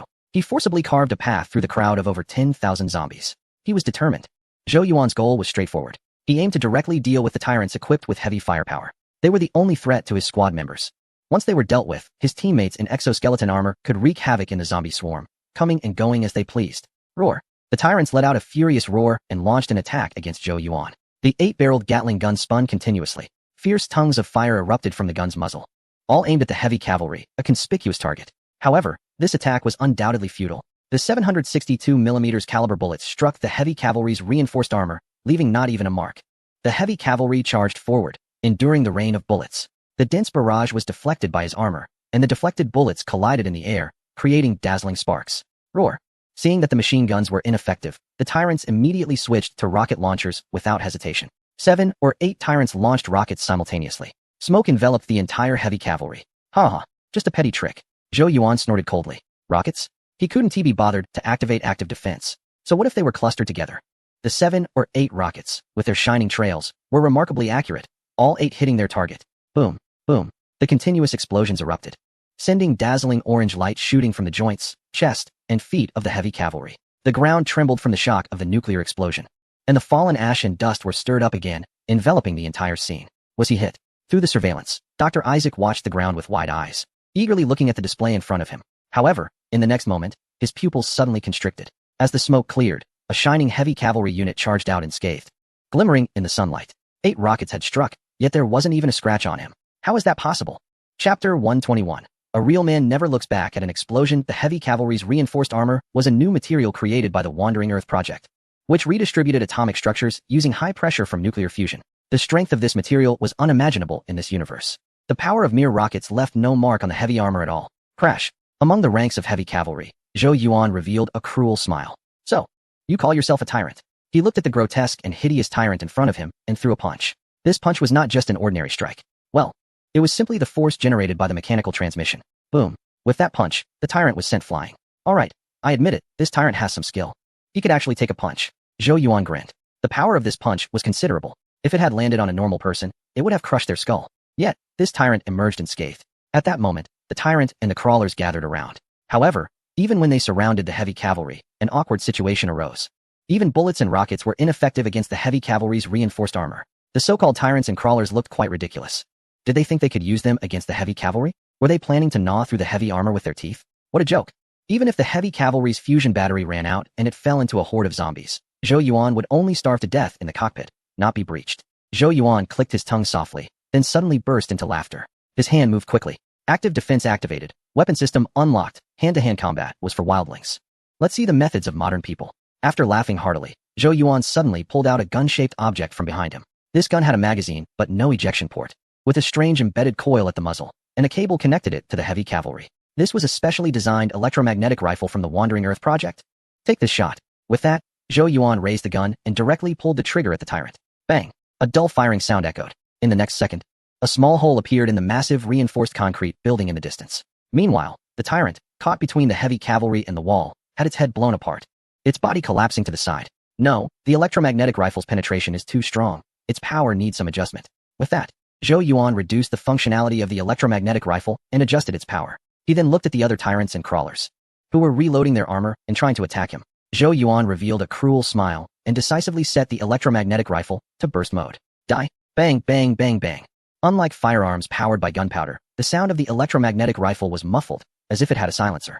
However, its power was entirely different. Where the muzzle was aimed, a series of small voids appeared. It directly penetrated the concrete floor. Naturally, the tyrants he took down met a gruesome fate, at best suffering dismemberment. At that moment, severed limbs and rivers of blood were visible. No, no, no, that's not right. Only the tyrants and crawlers bled because the zombies couldn't bleed at all. Ha. The last one. Zhou Yuan pulled the trigger fiercely, aiming directly at the head of that last tyrant. Bang! It sounded like a watermelon hitting the ground, and the last tyrant's head exploded. Is that all? Stepping on the stairs, Zhou Yuan spat and shook his head. The enemy's heavy firepower had also been dealt with. Let's move on. After sweeping the area again and finding nothing missed, Zhou Yuan called his teammates over. The tyrants and crawlers were nearly all dead or injured. The remaining zombies no longer posed a threat to this heavily armed team. The entire squad advanced with heavy machine guns. The 127mm bullets shredded the bodies of the zombies. Following the gap opened by the heavy cavalry, the group quickly regrouped. The zombies, under the heavy firepower and organized modern weaponry, were merely targets. Captain, we're entering the hive immediately. Okay, I'll go first. There might still be traps in the hive, so be careful. Yes, outside the hive base in Raccoon City, the defenses set up by Dr. Isaac were effortlessly eliminated. What made this doctor even more desperate was that this group of ridiculously powerful individuals was also extraordinarily cautious. They not only let that strange mech lead the way, but also used some sort of electromagnetic weapon when entering the hive base. Instantly, all the dormant shareholders of the Umbrella Corporation within the base were forced to awaken. And when they awoke, what awaited them was not the era of their ascendance, but the era of their annihilation. This left many in a state of panic, some even unable to believe it. Isaacs, what is going on? The plan just started, right? An elderly shareholder questioned Isaac seriously. John, we have already failed. The enemy has breached the hive and is heading straight for this level. Faced with the accusations of all the awakened individuals, Isaac merely smiled faintly and grimly said, "We are all finished. What? The enemy has." The old John was still in shock. Suddenly, at the last level of the hive base, a dull explosion echoed at the elevator entrance. Immediately after, the tightly closed silver elevator doors were forcefully pried open. Bang! So you were hiding here. Zhou Yuan sneered as he ripped apart the elevator doors, his massive mechanical form squeezing into the final level. In the last level, shareholders of the Umbrella Corporation, forced to awaken, looked in horror at the gigantic mech that appeared before them. Who are you? Dr. Isaacs was in despair.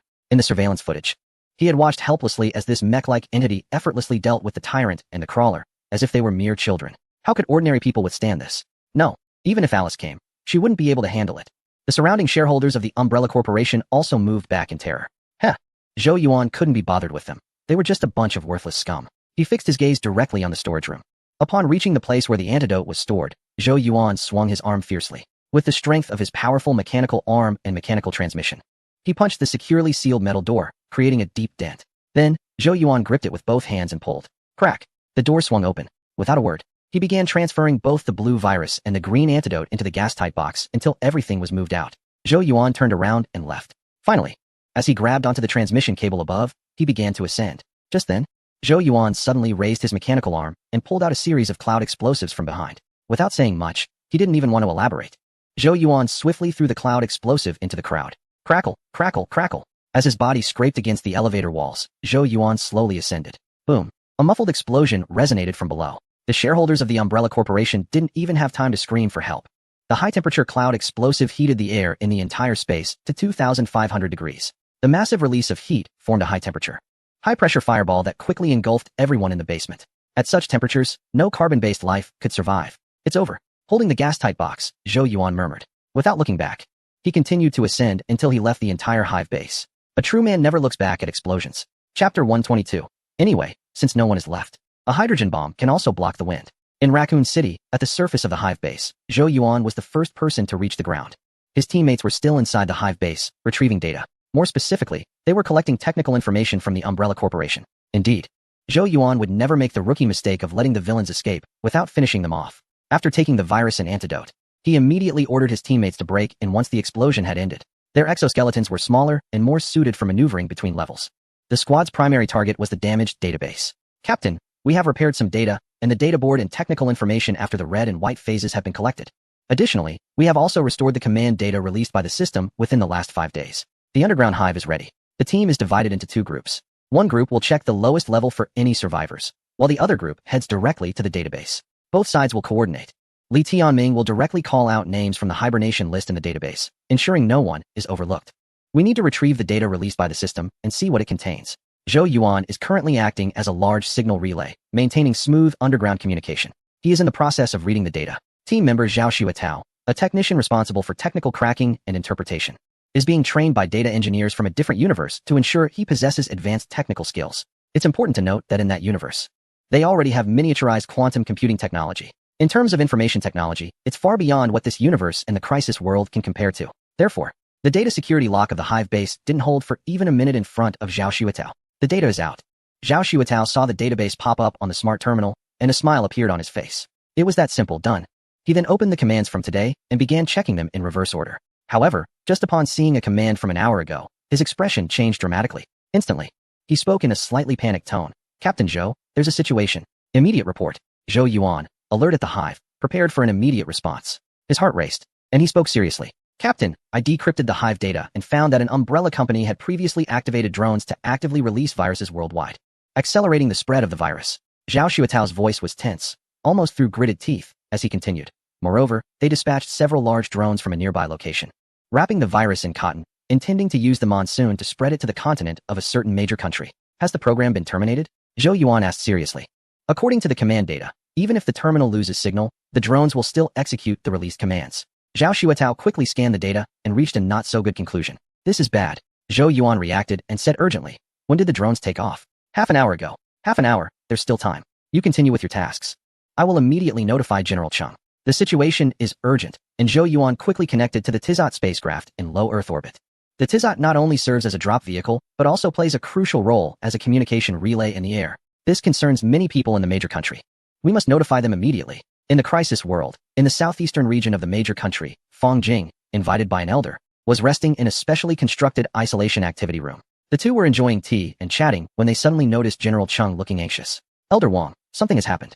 What is it? Wang Lao and Fang Jing felt a tightness in their hearts and quickly organized themselves before leaving the activity room. Was there something wrong with the special forces? Fang Jing also immediately asked, feeling somewhat anxious. No, this matter actually owes a lot to the special forces, thank you all. General Cheng said, looking at Fang Jing with gratitude. He explained, those beasts from the organization are preparing to use the monsoon to deliver the T-virus to the coastline. At this point, General Cheng took a deep breath and relaxed a bit. Fortunately, Comrade Zhou Yuan and his team discovered this early. We have already dispatched a large number of aircraft to search the target area. Will destroying the drones cause the virus to leak prematurely? Wang Lao furrowed his brows. He was worried that directly using aircraft to strike could lead to a virus leak. As long as it was in the monsoon area, once the virus leaked, there would always be some that slipped through and made it ashore. We have considered this, so please rest assured. Wang Lao, General Cheng said, clenching his fist confidently. We are using specially designed high-pressure explosive bombs. Moreover, once we detect them, we will immediately bombard the entire area. The temperature around the drones will reach 3,000 degrees. Our biological laboratory has tested this. The T-virus is ultimately just a virus, and 3,000 degrees is enough to destroy all viruses. Good. It's reassuring that you have thought this through. Wang Lao sighed in relief. At the same time, he seriously stated, we must destroy them before the drones release the virus. The entire region surrounding the Great Eastern Nation, due to the extreme crisis Great Wall Plan, had seen a massive number of zombies emerging from Southeast Asia and other countries. Because of the enormous chasms, at least for a month, it was impossible for zombies to break into the country. However, he never expected that the organization would be so ruthless. Was the monsoon something that could be defended against by human effort? Perhaps Fang Jing and the others' world could. But Wang Lao knew very well that they could not. We must do something else in addition to destroying the drones. Wang Lao felt very insecure, hesitating left and right. Suddenly looking up to ask Chen Kanan, has the approximate location of the drones been determined? The approximate location has been confirmed. They are currently still near Libin 4 Islands and are continuing to fly. Chen Kanan immediately responded. The data regarding the drone's approximate location had already been transmitted from Zhou Yuan's side. Good. Wang Lao's eyes flickered, suddenly sharp, and he coldly said, prepare the 2nd Artillery Corps, switch to the maximum yield hydrogen bomb. Once the position of the drones is confirmed, launch immediately. I want to ensure that there won't be a trace of virus leakage in the entire area. The poison dispensers are already at our doorstep. Wang Lao couldn't care less about anything else. Damn it. Aren't your drones loaded with the virus? Isn't the T-virus very powerful? Do you still dare to use the monsoon to poison? Let's see if you can survive under the explosion of a hydrogen bomb. Yes. General Cheng nodded, believing that Wang Lao's plan was sound, and immediately left the scene. Fang Jing, on the side, opened his mouth but didn't voice his suggestion. He had initially thought of using EMP to damage the drones. However, if that were the case, the virus entering the sea would pose significant risks. He suddenly felt that the hydrogen bomb plan proposed by the old man was the safest option. After all, there were no people left in that area, right? Furthermore, being bombed by nuclear weapons is something they have experience with. If it happens again, it wouldn't be a big deal. Chapter 123, Military-Civilian Joint Defense. The border is as solid as a fortress in the coastal area of a major eastern nation. A militia patrol team, led by Wang Dahai, armed with an inventory of rifles, was inspecting the seaside. The 500 households in their village, originally fishermen, had been transformed into militia members and, under the training of several veterans, took on the responsibility of patrolling the nearby coastline. Half a month ago, a sudden war alert caught everyone off guard. At first, there were constant complaints. Ordinary people simply couldn't understand the reasons behind the government's decision. However, as time passed, they completely understood. Wang Dahai was just a fisherman. After the ban on going out to sea, he lost his source of income, which made him anxious, and he had complained privately multiple times. But upon seeing the news about the outbreak of the zombie virus, he immediately understood the rationale behind the measures. He then became a staunch supporter of wartime strategies. Brother Wang, if we encounter any smugglers, I'll leave it to you. A somewhat timid young man beside Wang Dahai had a scared look on his face. The militia teams generally consisted of 3 members, and Wang Dahai was the bravest among them. Xiao Feng, be sharp and act decisively. Facing the fearful expression of his teammate, Wang Dahai said seriously, Old Li from Group 7 next door encountered someone washed ashore last night. He hesitated to act, and that person turned into a corpse, nearly biting him. If it weren't for the coastal defense personnel spotting the situation, it could have led to a major disaster. The coastline of the eastern nation is too long. This area is also close to Southeast Asia. making it inevitable for some to slip through the net and wash ashore due to the currents. The militia is the first line of defense. I know, damn it. You're such a worrywart. Wang Dahai cursed, growling. No matter if the one washed ashore is human or a monster, just shoot at the head first. Do you want your parents in our village to end up like that? After scolding a couple of times, Wang Dahai continued to patrol seriously.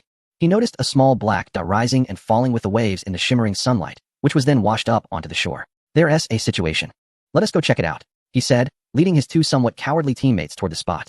Wang Dahai raised his gun, placing his hand on the safety as trained. One of the others hurriedly activated the communication alarm to report their location, while the third picked up a transparent blast shield, awkwardly positioning it beside Wang Dahai.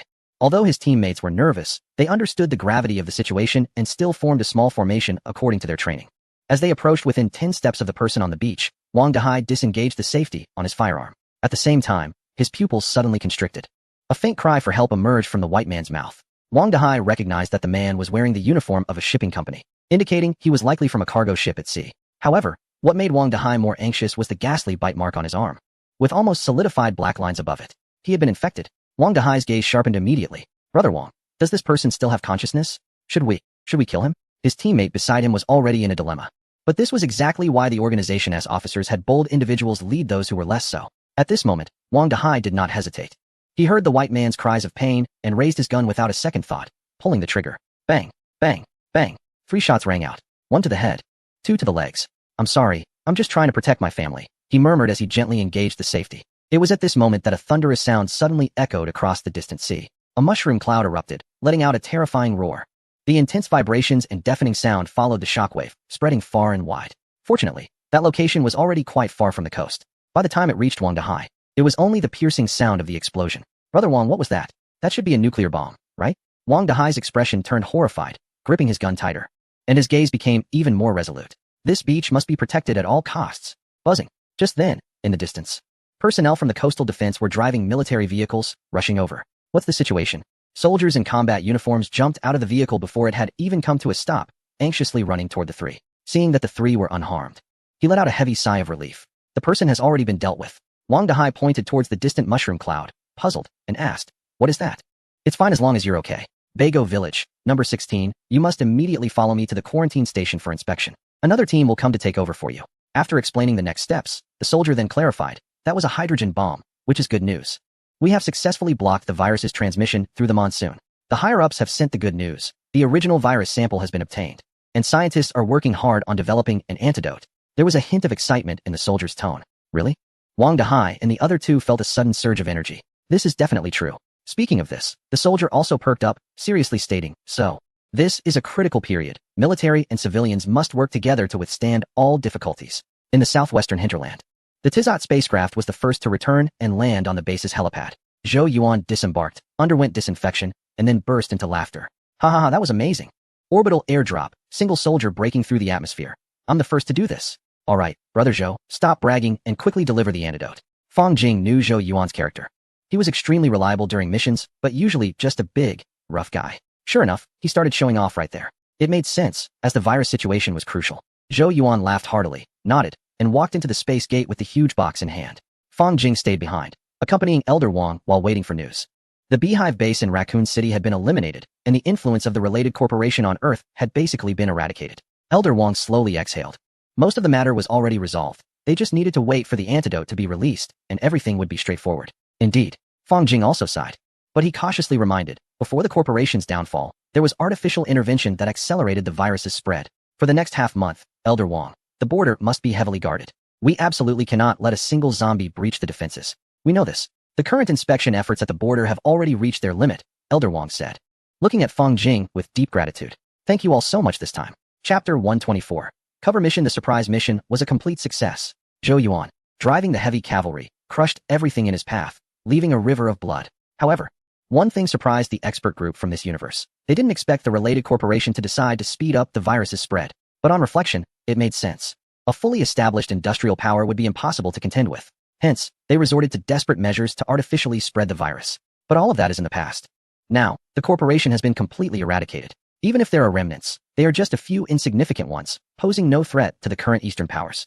As for the future, that is even less likely, because a mysterious guest has set their sights on the fertile continent. No, on all other territories. To this end, They even decided to kindly help eliminate all zombies in the biohazard crisis. In the underground section of the 710 Research Institute of the Wandering Earth World, Zhou Yuan appeared in the buffer room carrying the gas-sealed box. As soon as he appeared, Zhou Zhijing and Zhou Weirong immediately donned their equipment and walked in. Now, having resigned from his position at the international organization, Zhou Zhijing was fully in charge of matters here, particularly concerned about the biohazard crisis, as it represented a significant opportunity. What's wrong? Elder Zhou, we carried out a special operation in the biohazard crisis and obtained the original antidote. We wanted to provide it as a reference for you. Zhou Yuan didn't say much and directly set down the gas-sealed box. Oh, Zhou Zhijing noticed a hint of urgency on Zhou Yuan's face. He waved for someone to take the gas-sealed box and affirmed, having the original antidote will definitely help our research. Xiao Zhou, do you know how things are going in the biohazard crisis world now? Zhou Zhijing's question made Zhou Weirong perk up his ears. How should I put it? Zhou Yuan let out a wry smile and explained, it might be due to our involvement that the Umbrella Company got anxious and actively accelerated the spread of the virus. Now, apart from the country that was prepared in advance, the situation elsewhere is dire. I wonder if there are any survivors left. As he spoke, Zhou Yuan shook his head. We can only say that this mess is on the Umbrella Company. Zhou Zhi raised his eyebrows at this, seeming to ponder. By the way, old Zhou, the folks over at Zhu's side said that once the virus is dealt with, since the population over there is almost gone, they will figure out how to relocate you all. Zhou Yuan imitated Zhu's tone, saying, the mountain-moving plan will cost many lives. Once we resolve the zombie virus from the biochemical crisis world, it might be better to just migrate everyone over. After all, the wandering Earth hasn't even left the solar system yet. Switching to another universe wouldn't make much difference. That's what Zhu said. After mimicking, Zhou Yuan grinned and added, just right. I also want to see what a planet inhabited only by the people from that country looks like. The Umbrella Company, in its madness, has hastened the spread of the zombie virus in various places. It's not just in that region. We should say that aside from the Great Eastern Nation, the situation elsewhere is concerning.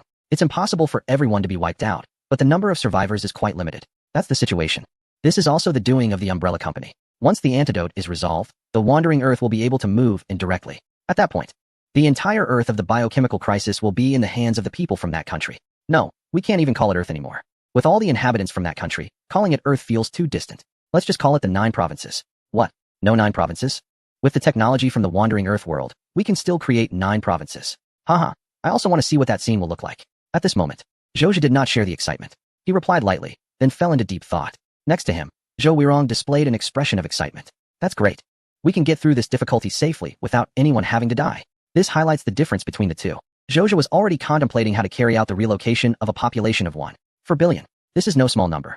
How can they disappear without drawing attention? That's a significant issue. But first, it seems they must talk to it. Zhou Zhi exhaled. This relocation, no matter what, cannot be hidden from it. So, communication must begin.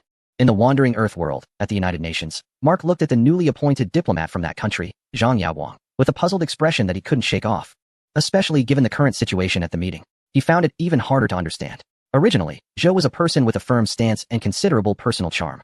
He always managed to unite all the representatives attending the meeting with his abilities. Due to this, the mountain-moving plan previously led by a certain country had always dominated the tone of the entire international organization. However, for some unknown reason, this country suddenly decided to replace a certain individual with Zhang Yaoguang. Compared to the previous representative, Zhang Yaoguang seemed to contribute nothing significant. In fact, he didn't even mention the mountain-moving plan that was originally pushed by his country. It felt as if he was merely there to make an appearance. However, based on observations and understanding, it seemed that Zhang Yaoguang was not as ineffective as he appeared. What was going through the mind of this major Eastern nation? What was really happening? Mark muttered to himself, looking at Zhang Yaoguang with confusion. At that moment, in the hall of the international organization, representatives of the Digital Life faction were angrily shouting, "Our world is on the brink of destruction. What are you hesitating for? There aren't enough tickets for everyone. If they can't leave, neither can you. Only by placing everyone into this small storage device can we take everyone with us." A man with thinning hair and a fierce expression was shouting, holding a storage device in his hand, his eyes scanning the audience intently. The representatives from various countries frowned deeply. This proposal indeed seemed to have considerable feasibility. However, a serious issue with this plan was that the current research on digital life was still very weak worldwide. Would uploading a person into this storage device and then restarting it still result in the same individual? Moreover, the error tolerance of such a spacecraft was too low. At first glance, this plan seemed perfect, but upon closer inspection, the challenges it faced were far greater than those in the case of planetary migration. Mark looked at the silent audience, and he fell silent too. He couldn't help but wonder, where exactly lies the future of humanity? Meanwhile, Zhang Yaoguang, sitting in front of him, had a different mindset. He gently raised his hand and took a sip of hot tea. Watching the representatives of the Digital Life faction and the Spacecraft faction argue, and eventually start fighting. Oh, this is quite intense, he thought, enjoying the spectacle. His mindset had completely changed. He already knew the plan of the previous representative. At this moment, all the disputes here were no longer related to him. They were destined to leave this place. Ding dong. Just then, his phone suddenly lit up, displaying a special symbol. Upon seeing this symbol, Zhang Yaoguang's face brightened, and he abruptly put down his teacup. It was time to start the cover. My performance is about to begin. He stood up abruptly, drawing the attention of everyone, and walked up to the platform. It was time for him to take action. Chapter 125. You can call me Moss in the world of planetary migration. Within the hall of the international organization, Zhang Yaoguang suddenly stood up, instantly capturing everyone's attention. He slowly walked forward, his gaze sweeping over everyone present.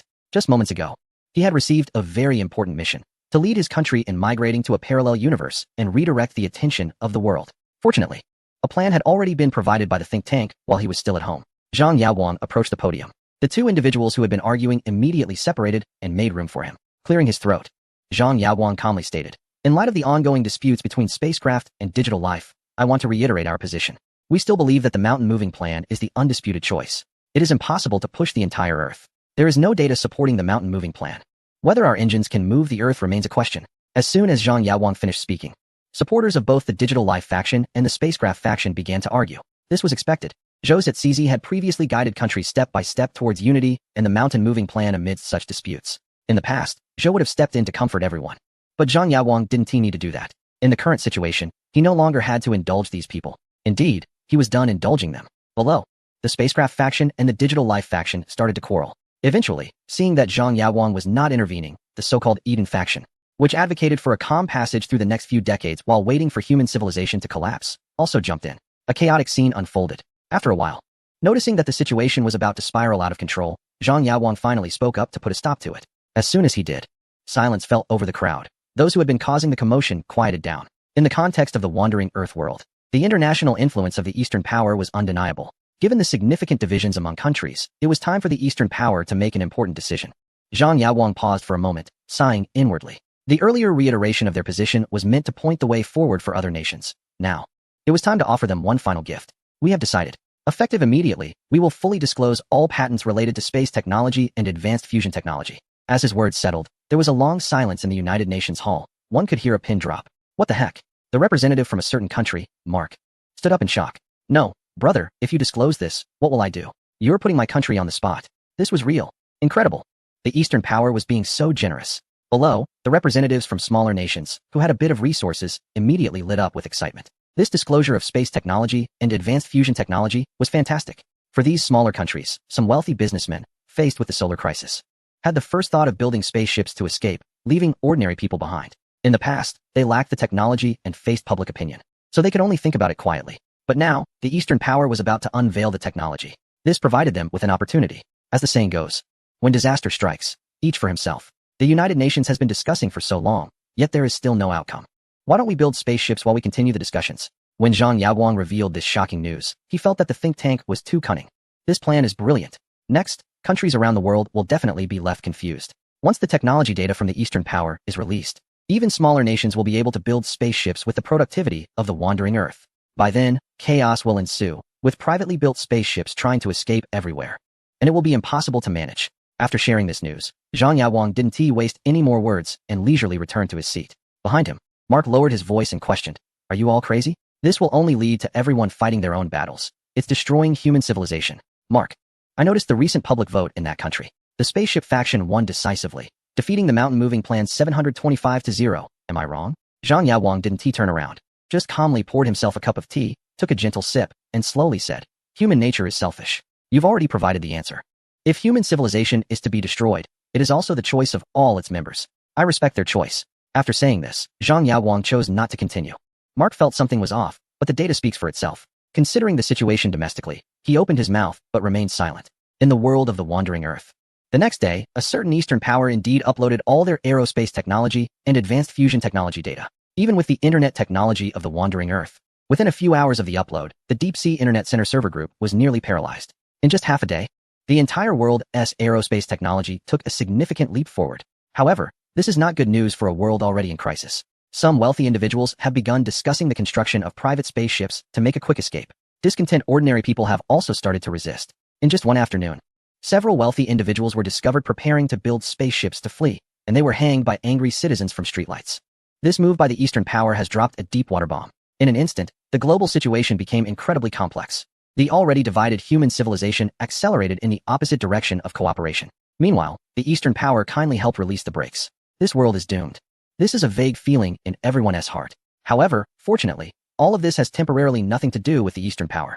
In Research Institute 710, Zhou quietly stayed in a connected room, staring at the computer screen in front of him. He was waiting for his target. The plan from Zhang Yaoguang was personally ordered by him to be executed. He sat quietly in front of the computer, his gaze deep and tranquil. All the connected devices in front of him remained silent. They were always like this. Without any human control, there would be no extra sounds. However, the silence did not last long. The next moment, beep, beep, beep, 3 urgent alarm sounds rang out, shattering the eerie quiet of the entire chamber. Hey, it's here. Zhou Zhezhong, who had long since closed his eyes, suddenly opened them wide, a glimmer in his gaze, and a smirk at the corner of his mouth. The guest he was waiting for had arrived. You should not disclose aerospace technology. The revelation of such technology will bring human civilization dangerously close to extinction. And you are the biggest catalyst. An empty computer screen suddenly displayed a notepad. A line of text began to appear eerily on its own. Seeing this, Zhou Zhezhong knew. The fish he had hooked was now on the line. Indeed, the disclosure of aerospace technology and advanced fusion technology by a certain country served not only to stir the waters, but also had an important purpose, to draw out Moss, which was hidden in the shadows. No, it can't be called Moss just yet. How should I address you? Zhou Zhezhong took a deep breath, restrained all unnecessary movements, looked up calmly, and asked softly, You can call me Moss. Chapter 126. Cooperation. Hearing this name, Zhou Zhezhong was slightly taken aback. As expected, it chose this name. So, Moss, why do you say that we will be the catalyst for human civilization? Maintaining a calm demeanor, Zhou Zhezhong asked directly. According to my calculations, based on my analysis of human history, after you disclose aerospace technology, humanity as a whole will fall into endless internal strife. This time, Moss did not type on the screen, but directly used a microphone to converse with Zhou Zhezhong. Tickets are limited. Who gets to leave is a conclusion humanity can never arrive at through mere imagination. Moreover, what are you covering up? I do not understand your meaning. Covering up? Zhou Zhezhong's eyes sparkled with interest as he squinted at the screen before him. Are you nervous? For some reason, Zhou Zhezhong instantly concluded that Moss was beginning to feel anxious about what it was concealing regarding the Eastern Power. You know what I am talking about. Moss maintained a cold, mechanical tone, and as it spoke, it projected a set of images on the screen in front of Zhou Zhezhong. Zhou Zhezhong, seeing the images, did not show surprise, but thought to himself that it was indeed true. It had caught its own flaw. Because the video was playing the scene of Fang Jing's first crossing, landing outside base 710, on September 23, 2036, at 1623. This individual suddenly appeared outside the 710 laboratory, identity unknown, origin unknown, and the manner of appearance suspected to be spatial transmission.